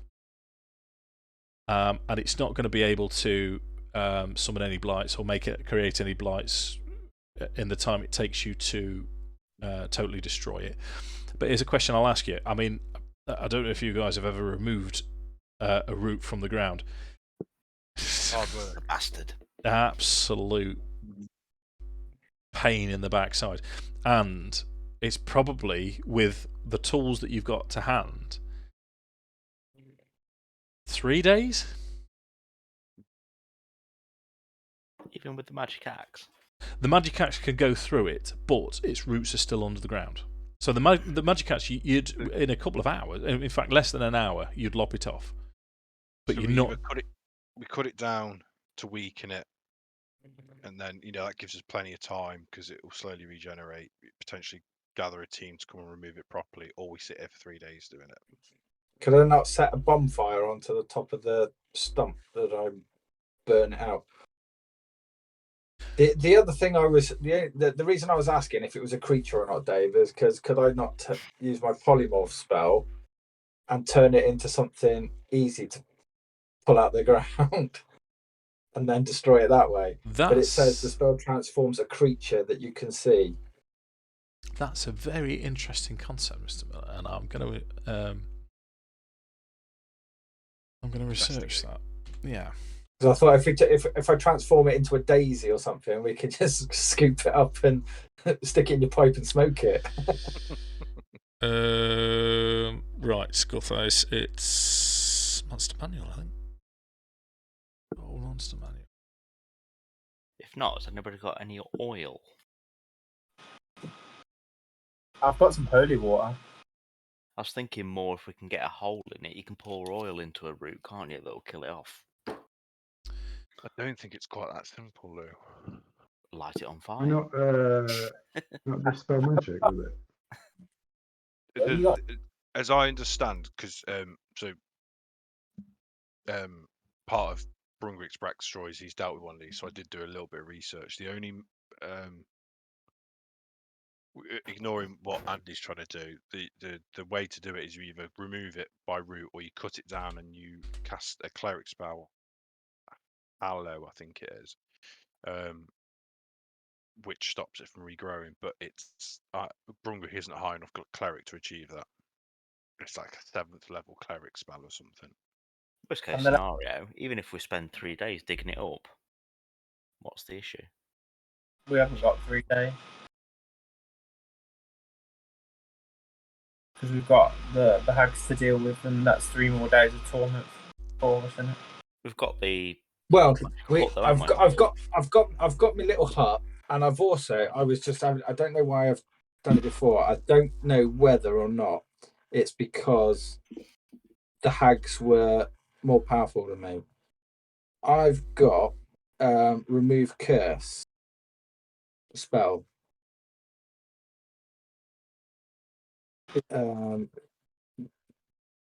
Remove curse is slightly more wouldn't be powerful enough to remove the curse that's on you. I think we had that when we got cursed. Yeah. Initially, and I thought, oh, it's not going to work. Yeah, that's the way that the curse is sort of designed. They extracted blood from you, if you remember, and they have blood in the vial. There's only 2 ways to get two ways to get rid of the curse. Is to get hold of the vials and smash them and destroy them, or to force or kill the hags, or force them into letting you off from the curse. I can't. Unfortunately, Mr. Miller, I can't give you a tree as a creature. No, that's what I thought. I was looking at it going, well, that's if it was a creature that was generating these things, like an ant or like that, then know maybe. But it's just a tree, so yeah, it's a cracking idea though. However, with Brungrik's new axe, it's not going to take you long to lop it off, to reduce it to 0 hit points, if you like. So it's in a position where it needs to start regenerating. The regeneration process for a Gulthias tree, Brungrik would know, is incredibly slow. So if are you happy for me to fast forward half an hour? Brungrik's lopped it down, timber. It's fallen to the southwest, safe away from everyone. It is now night time, so we're talking sort of 8 p.m. ish. It is dark. Sorry, Dave, just going out there. Don't we have the amulet that creates sunlight? If it's a vampire tree, wouldn't that kill it? Or am I... Again, not quite, mate. Not quite. It's not vampiric in nature. It is sort of how it was created, but it's still a tree, so it would need sunlight to grow. Yeah, good thinking again, but could I not use my thunder wave? Try to push it over and uproot it. Yeah, you can certainly talk me through Thunderwave again, Andy. So a wave of thunderous force sweeps out from you. Each creature in a 15-foot cube originating from you must take a Constitution saving throw. On a failed save, a creature takes 2d8 thunder damage and is pushed 10 feet away from you. On a successful save, the creature takes half as much damage and isn't pushed. In addition, unsecured objects that are completely within the area of effect are automatically pushed 10 feet away. I suppose it's secured, isn't it? Yeah, you haven't got. Yeah, I think there's anything with like anything. I swear, when I was building a druid, is there anything like earth? Is it earth mold? Has anybody got anything like that? Blight, isn't there? No, I had to look at that. Or I saw it, but I didn't really look at it. I thought, well, that's not much use to me. You son of a bitch. Yeah, you can do like shape earth as well, can't you? But there's and blight that specifically works really well on plants. It basically caused the whole thing to wither and die. Well, I mean, the other point to make is if you're going to have to dig the roots of this thing, to get it out and to destroy the roots, you're going to have to dig around it. And as far as I'm aware, you haven't got any digging tools.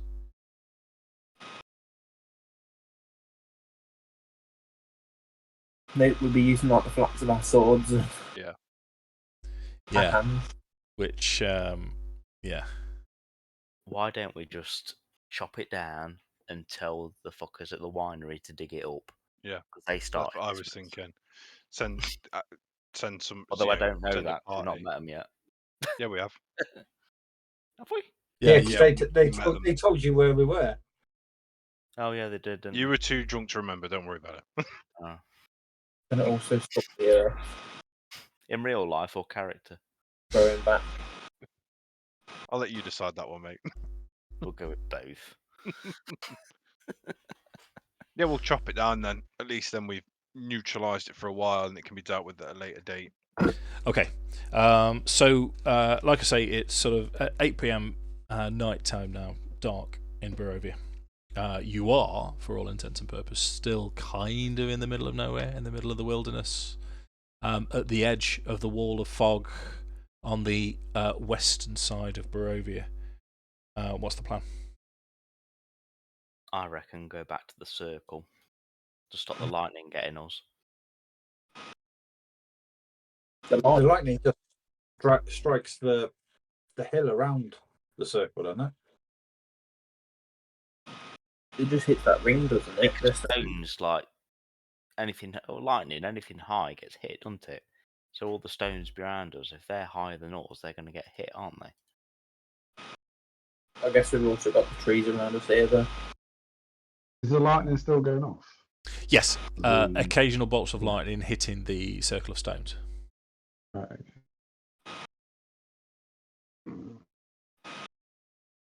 I say we make our way back down the hill, out the way a little bit. We can perhaps take a long rest. Does the timber for the Gulfire tree, like, but No, it's very moist, sappy. Yeah, similar to the staff, if you remember.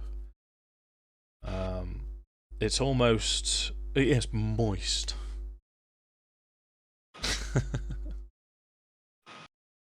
How long would it take to chop down? Half an hour with Gundrick. I'm doing it now. Brungrik's new axe. Yeah, chop it down. Let's go and rest. Yeah, done. No issues. we've still got a little tiny hut available.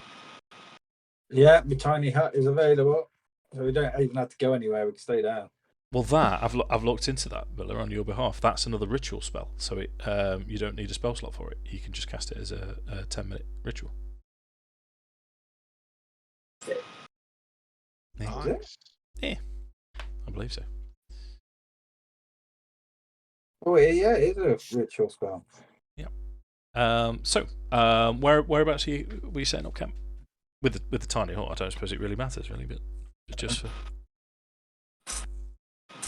Where do we want? I mean, are we going to walk so far back towards tell the guys to come and dig up the roots and camp on the way, so we ain't got so far to go, or are we just going to camp here and?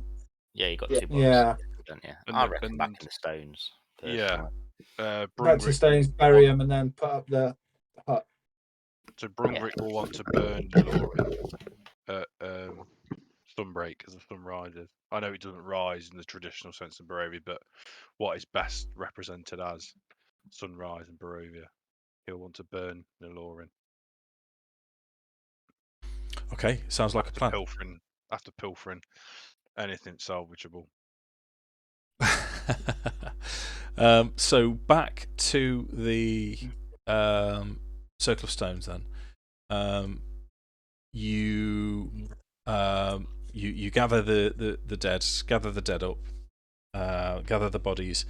I'll leave that up to you, Sam, if you want to look through Niloren's what he's got left. Now he doesn't have the bag of holding, No, or Jake's got it. yeah, or the holy symbol. Mhm. And then when Lewis gets back, you can have a look through Rillik's stuff as well. Didn't Rillik have plate armor on? Yeah. The problem is that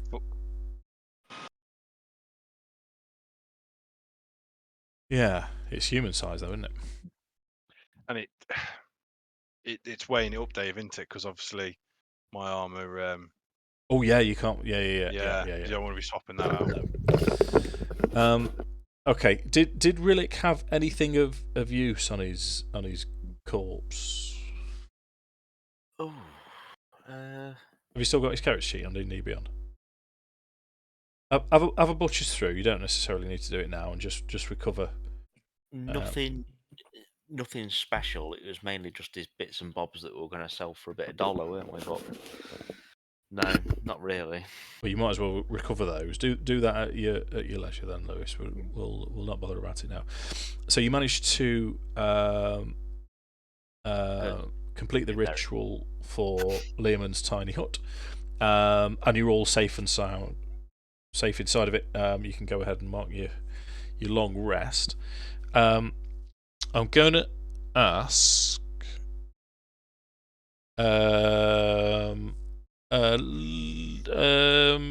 Sam, while Lewis is looking, can you roll 3 d20s for me, please?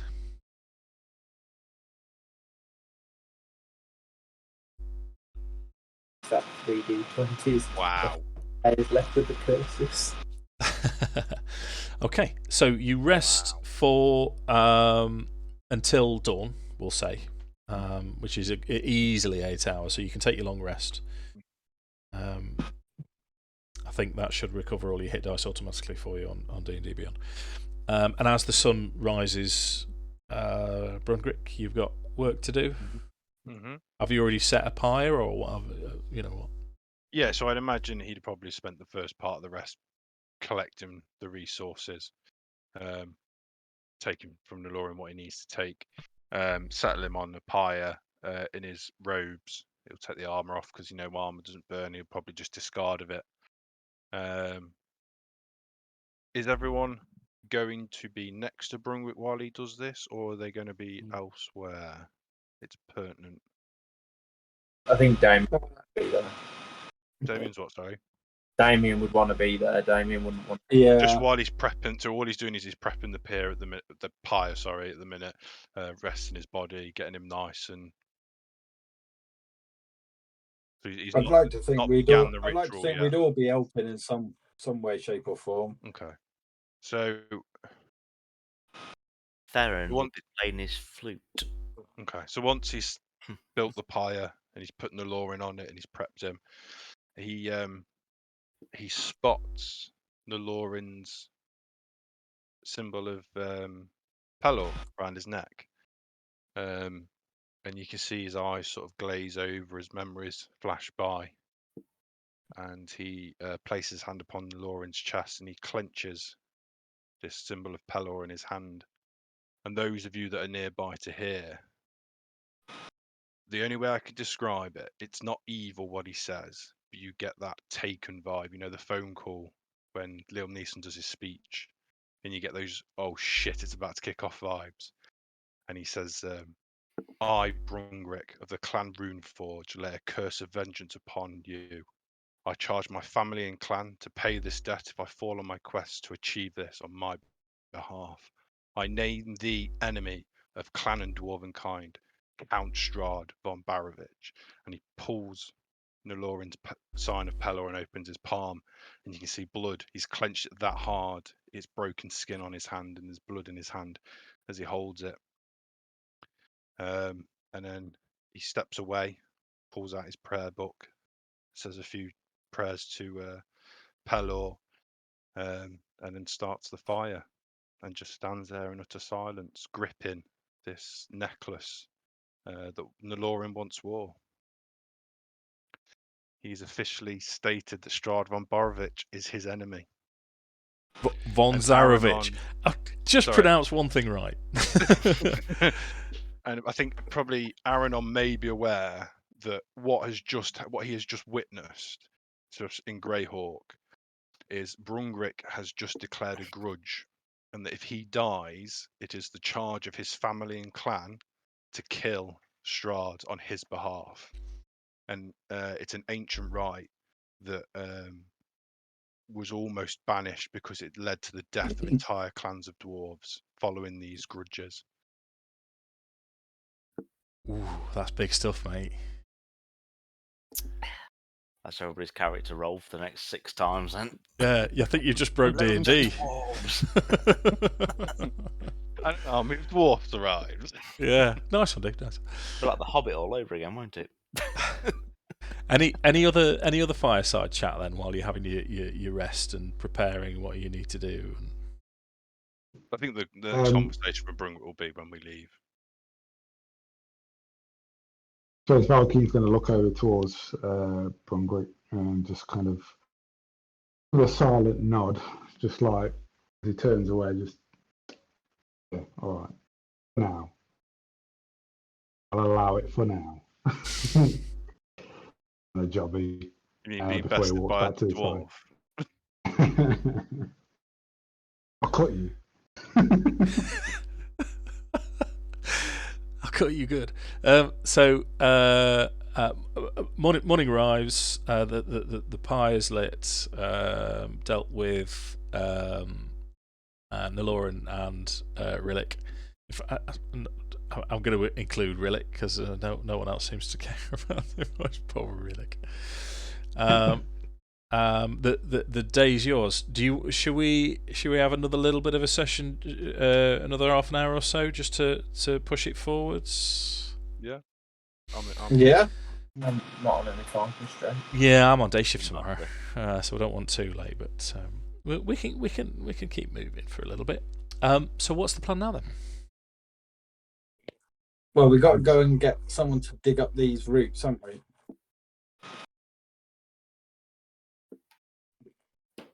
I think like Damian would be up quite early and quite promptly in the morning. He'd be like gathering up his stuff and like almost like, you know, when those people are like getting like ready to leave before everybody else, almost type vibe. Like he's like got a sense of urgency about him when he gets up or gets ready in the morning. He's like grabbing all his stuff together, grabbing the bag of holding, grabbing the backpack, grabbing like all the bits and pieces that we've gathered, and he's kind of like, well, first we need to go to the winery and then we need to find Van Richten at the Wizard's Tower. Do you not think the conversation needs to be had that we're joining you? Because obviously, Brungrik's just made this grudge against the Count, and we've just joined you all of a sudden and started attacking something.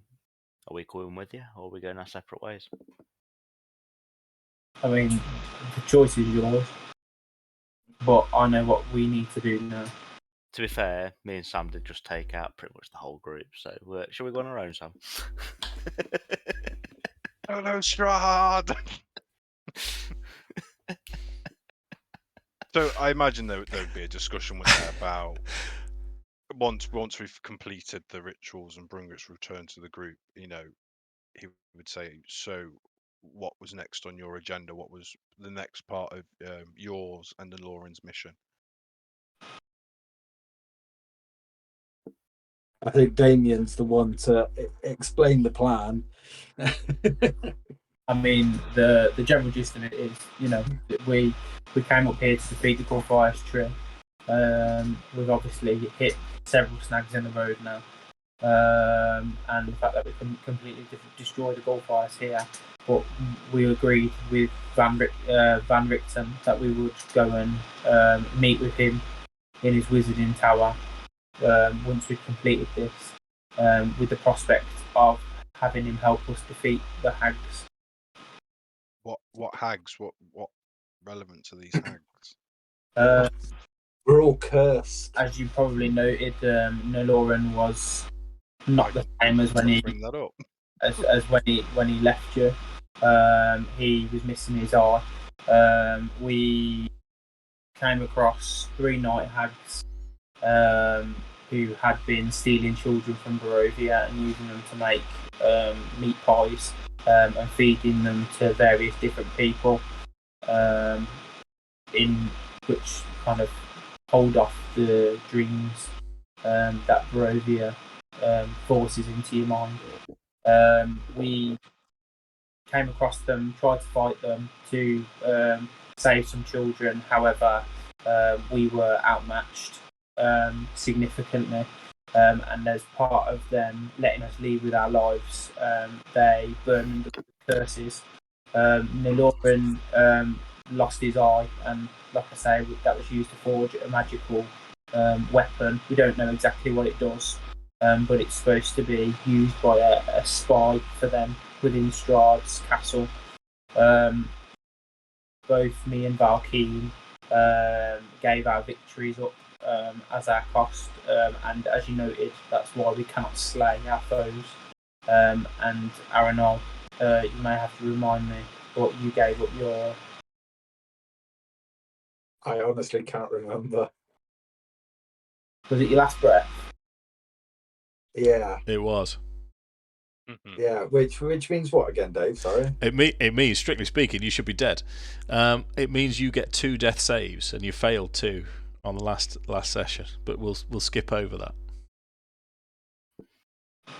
So that comes with a burden that death is travels close. Rillik was also affected by this curse, and he suffered greatly from it. So now you can see why we are not as keen to run into Strahd von Zarovich again as you are. I know you have a grudge against him, but we have seen this monster. He is not like anything I've seen before. We've fought many monsters while we've been here, and he is an entity in himself. We need to really carefully consider our next moves before we come across him, because at the moment we don't stand a chance in defeating him. Regardless of your power and your battle prowess, you have not seen him. You do not know what he's capable of. Can Theron ask to see this amulet with the eye on it? The one with Niloren's eye in. Yeah. Was it actually in the bag of holding? Do you know what? I think I forgot to write it down for the bag of holding. Because we were like told. We've lost it. I mean, all it is just like a bit of like from what I gather, it's just like a leather strap with the eye like still on it, but the eye. Theron wants to see it. Theron wants to see it.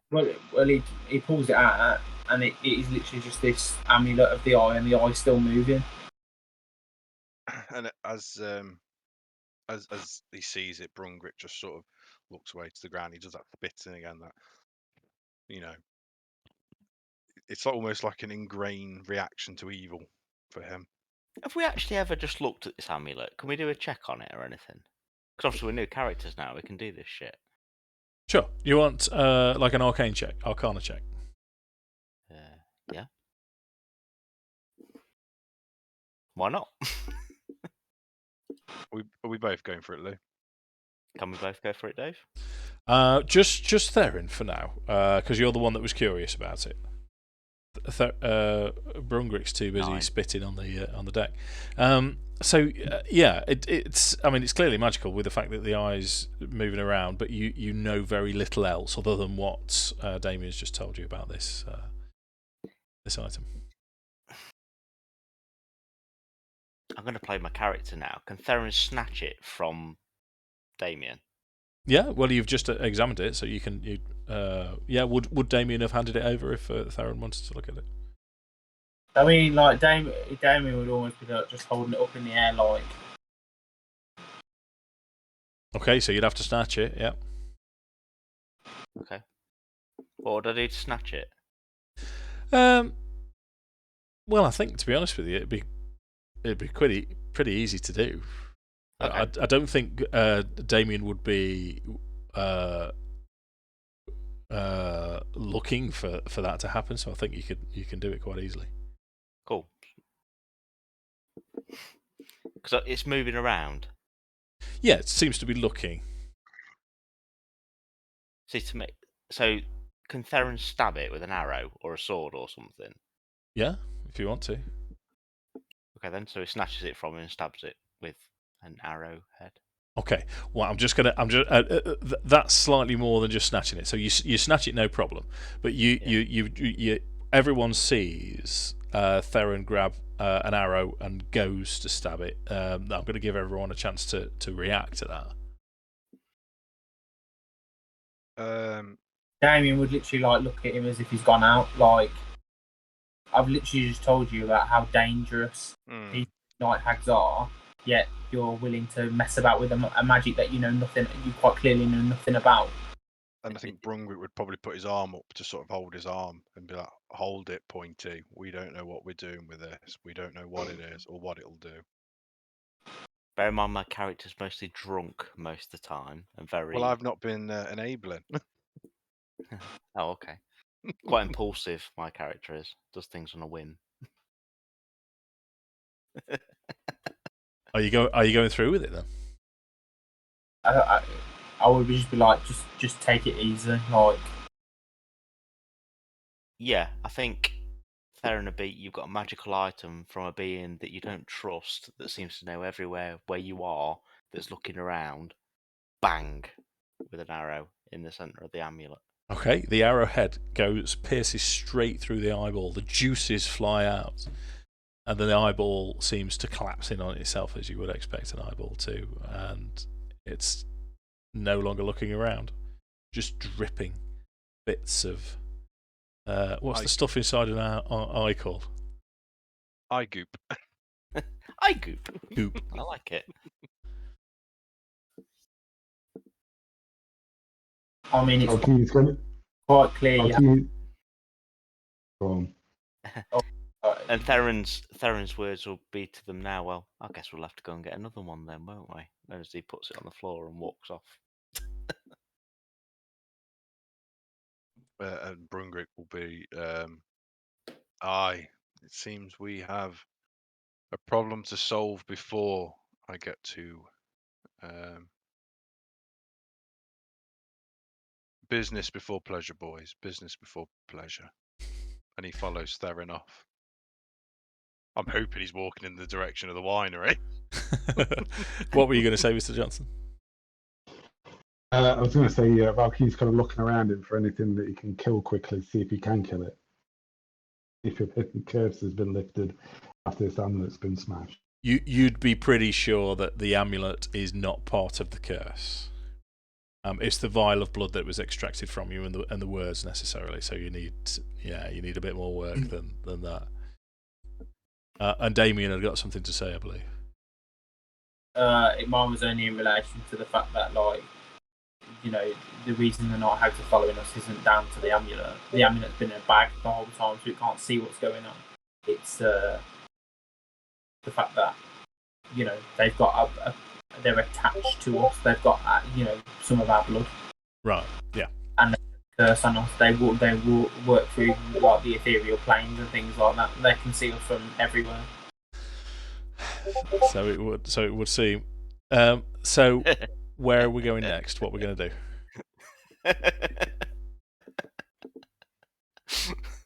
So I think there's some plotting going on here. There is. We're going to go for the Wizards of Winery, aren't we? You've gone really red, Dave. He's got a lot of work to do now. I know. I'm just wondering what you're plotting. As soon as I stabbed it, your face just went red. I was like, oh no.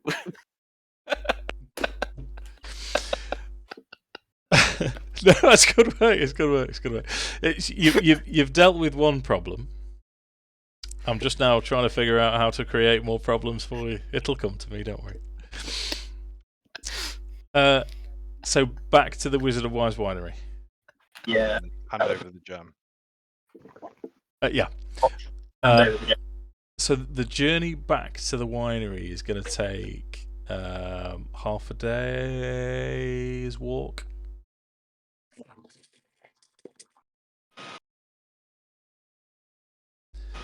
Uneventful journey. As you approach the winery, the Martikovs come out to meet you. Let me change your map just to remind myself of everyone's name. I think it's Damian, the old boy, Damian Martikov. will come out to greet you.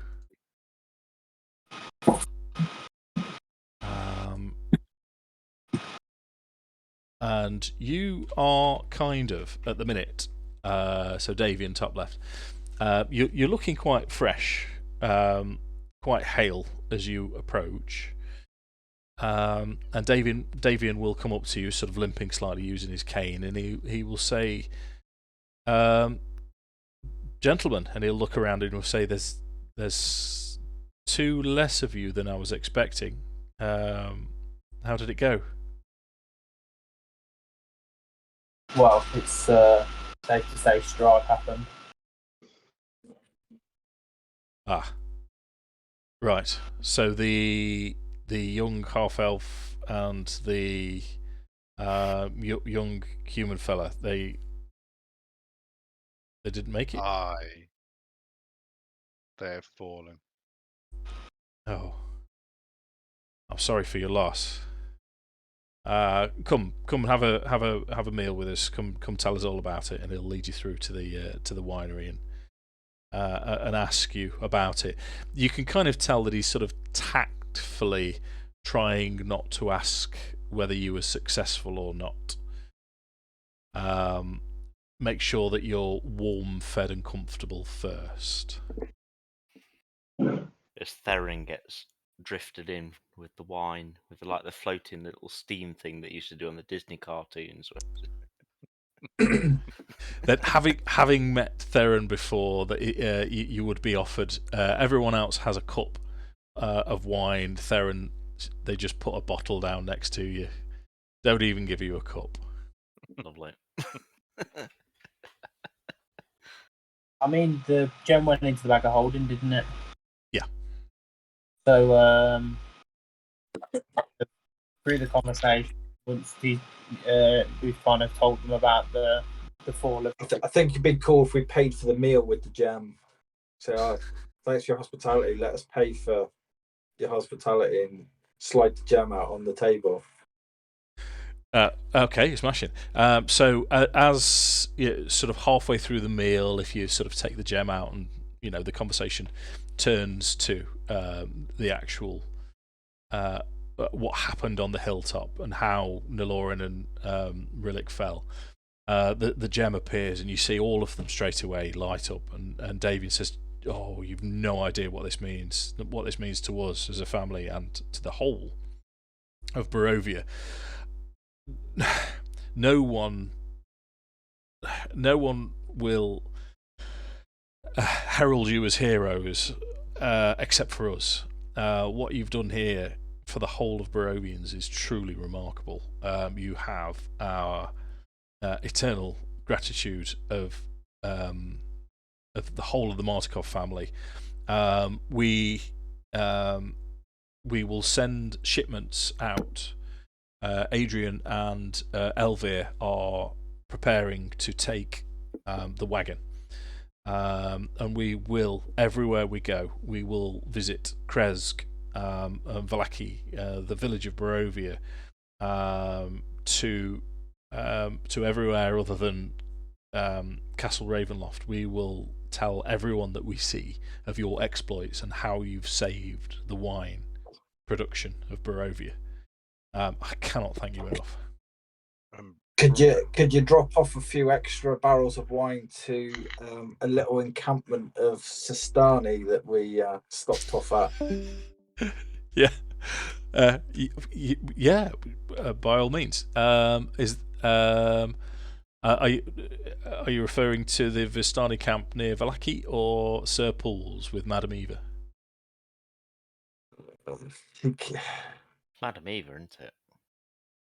The ones that were more on side was where Madame Eva is, Sir Paul's. Yeah, that's they were We've willing only just to joined, let mate. us borrow their horses, but we decided not to in the end. Oh, that was the other But one. we did say we would, for their hospitality and that, we would send some extra wine their way if we could. And they might spread the word amongst the Vistani that we're not so bad after all. We might get more assistance later on. Yeah. Damian at this point will tell you as you're discussing the Vistani, he will say, yeah, we'll start the delivery straight away. Not only have you saved our home, recovered this gem for us, but you also managed to purify what the wild men had soured, so we can start those deliveries straight away. And if you're requesting extra for the Vistani, we can. The Vistani in Sir Paul's with Madame Eva all Vistani are in league with the devil. It's my understanding that if Strahd tells them to do something, they will have to do it. The Vistani near to Vallaki, however, seem to actively attempt to garner his favour. They are not to be trusted at all. The Vistani at Sir Paul, they will tell you the truth. But my advice to you is the Vistani near Vallaki, don't believe a word they say and try and stay away from them as best as possible. So, as much as I hate to ask, you've already done so much for us. There are 2 other missing gems, one of which we don't know the location of it. All we know is that a month or so ago, it was taken from us by scarecrows, constructs made to look like scarecrows, and they were stuffed with raven feathers. That is the only lead that we have. And as to the location of the last gem, we've no idea. What I would tell you is if you're continuing to search the lands and travel the lands of Barovia, if you do come across any other gems, then please return them as soon as possible so we can continue production of other wine.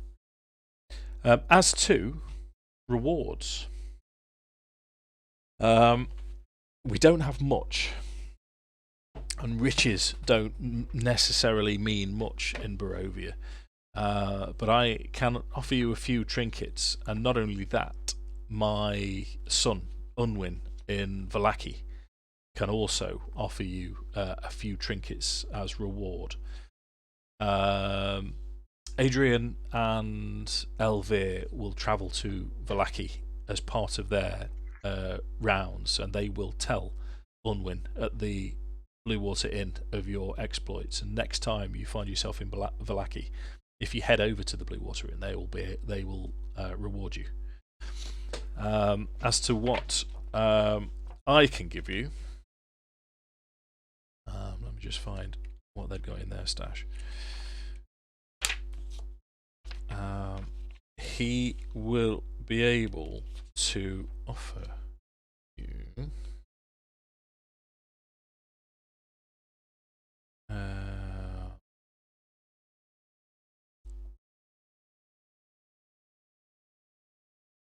so there's actually, here's a question for you. While you were looking through the winery, didn't Valkyn pocket some a bag of gold pieces, electrum pieces, and various other bits and pieces? Yeah, have a look, mate. Say again, dude. Just looking. I've got in my bag at the moment. I've got 499.5 gold pieces, plus 50 gold pieces, 270 electrum, 350 silver. That's it. Yeah, so you've already... locket. Yeah. 5 gemstones. Yeah, you've already lifted it. So it suddenly occurred to me that that's what you'd done. So in terms of reward, you've already stolen it. But yeah, he'll say, I think, if I remember rightly, they offered it to you anyway for clearing the house. So it just so happened to be in your possession at the time anyway. Yeah, you did. So yeah, he's saying if you head towards Vallaki in the Blue Water Inn, you'll be able to you'll be rewarded there by his son, Unwin. So I'm not far off calling it a night, to be honest with you. So talk will turn to Damian will say to you. So what have you got planned next? Where are you heading for now? Well, we haven't got to drop off the eye, have we? So And, Rudolph van Richten. Yeah, that was the next mission. I yeah, know we're off to find him, aren't we? But yeah. Okay, He was so next on the agenda, wouldn't he? that's what you're Tower. saying to Damian.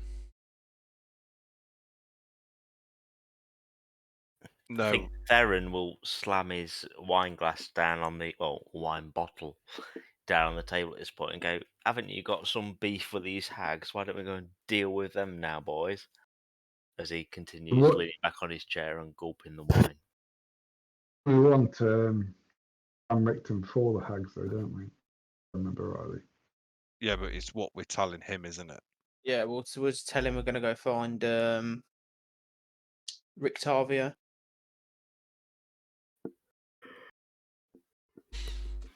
Excellent. So okay.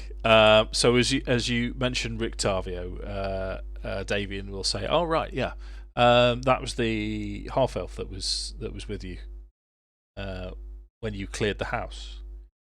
Yeah, very interesting man. He said that once we'd sorted the Gulfires tree, he would be able to offer us further aid with another kind of ongoing problem we've got. So we're going to go and reunite with him. Okay. Well, because he left at the same time as you. He travelled north as you travelled south, so we've not seen anything of him. But our home is your home, and I should imagine Unwin would be similarly inclined to offer you somewhere to rest anytime you want. So come and go here as you please. And he looks towards Theron and says, "Just don't drink us dry." We've still got to. Theron's asleep, rocking on the chair with the bottle rolling around on the floor, a bit like Captain Jack Sparrow. Okay. Right, make a Constitution saving throw then.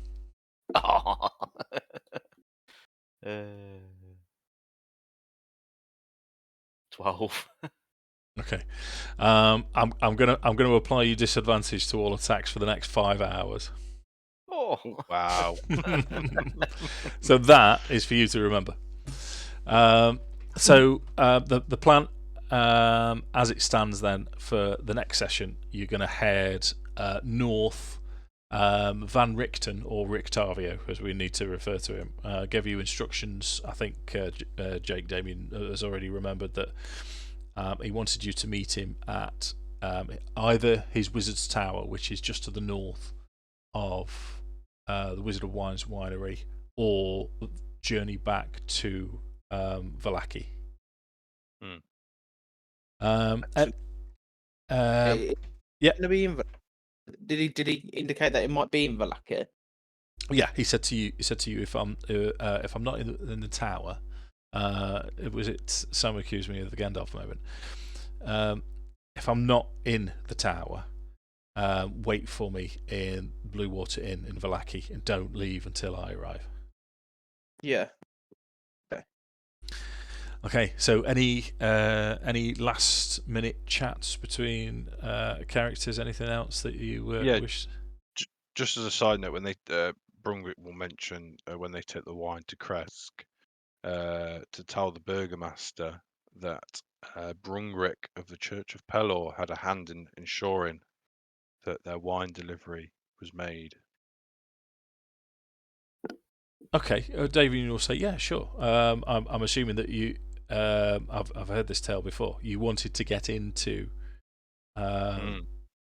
So he wouldn't let us in. So to show that we weren't agents of Strahd, we had to help get get the wine flowing again in Kresk. They're good people in Kresk. They do look to their own. They are very insular, but they of any of the villages or encampments in Barovia, the Kreskians are solid and stout. If you do this honour for them, they will they will keep the bargain and they should let you in next time. We will let them know for you. Thank you. So, are you heading off the same day? I think so. Yeah, may as well make a move. Okay. Well, you happen to be journeying out of the Wizard of Wine winery at the same time as the wine shipment, so you can accompany them as far as the junction, which will take you to nightfall of the first night. And that's where we'll leave it and pick it up next session.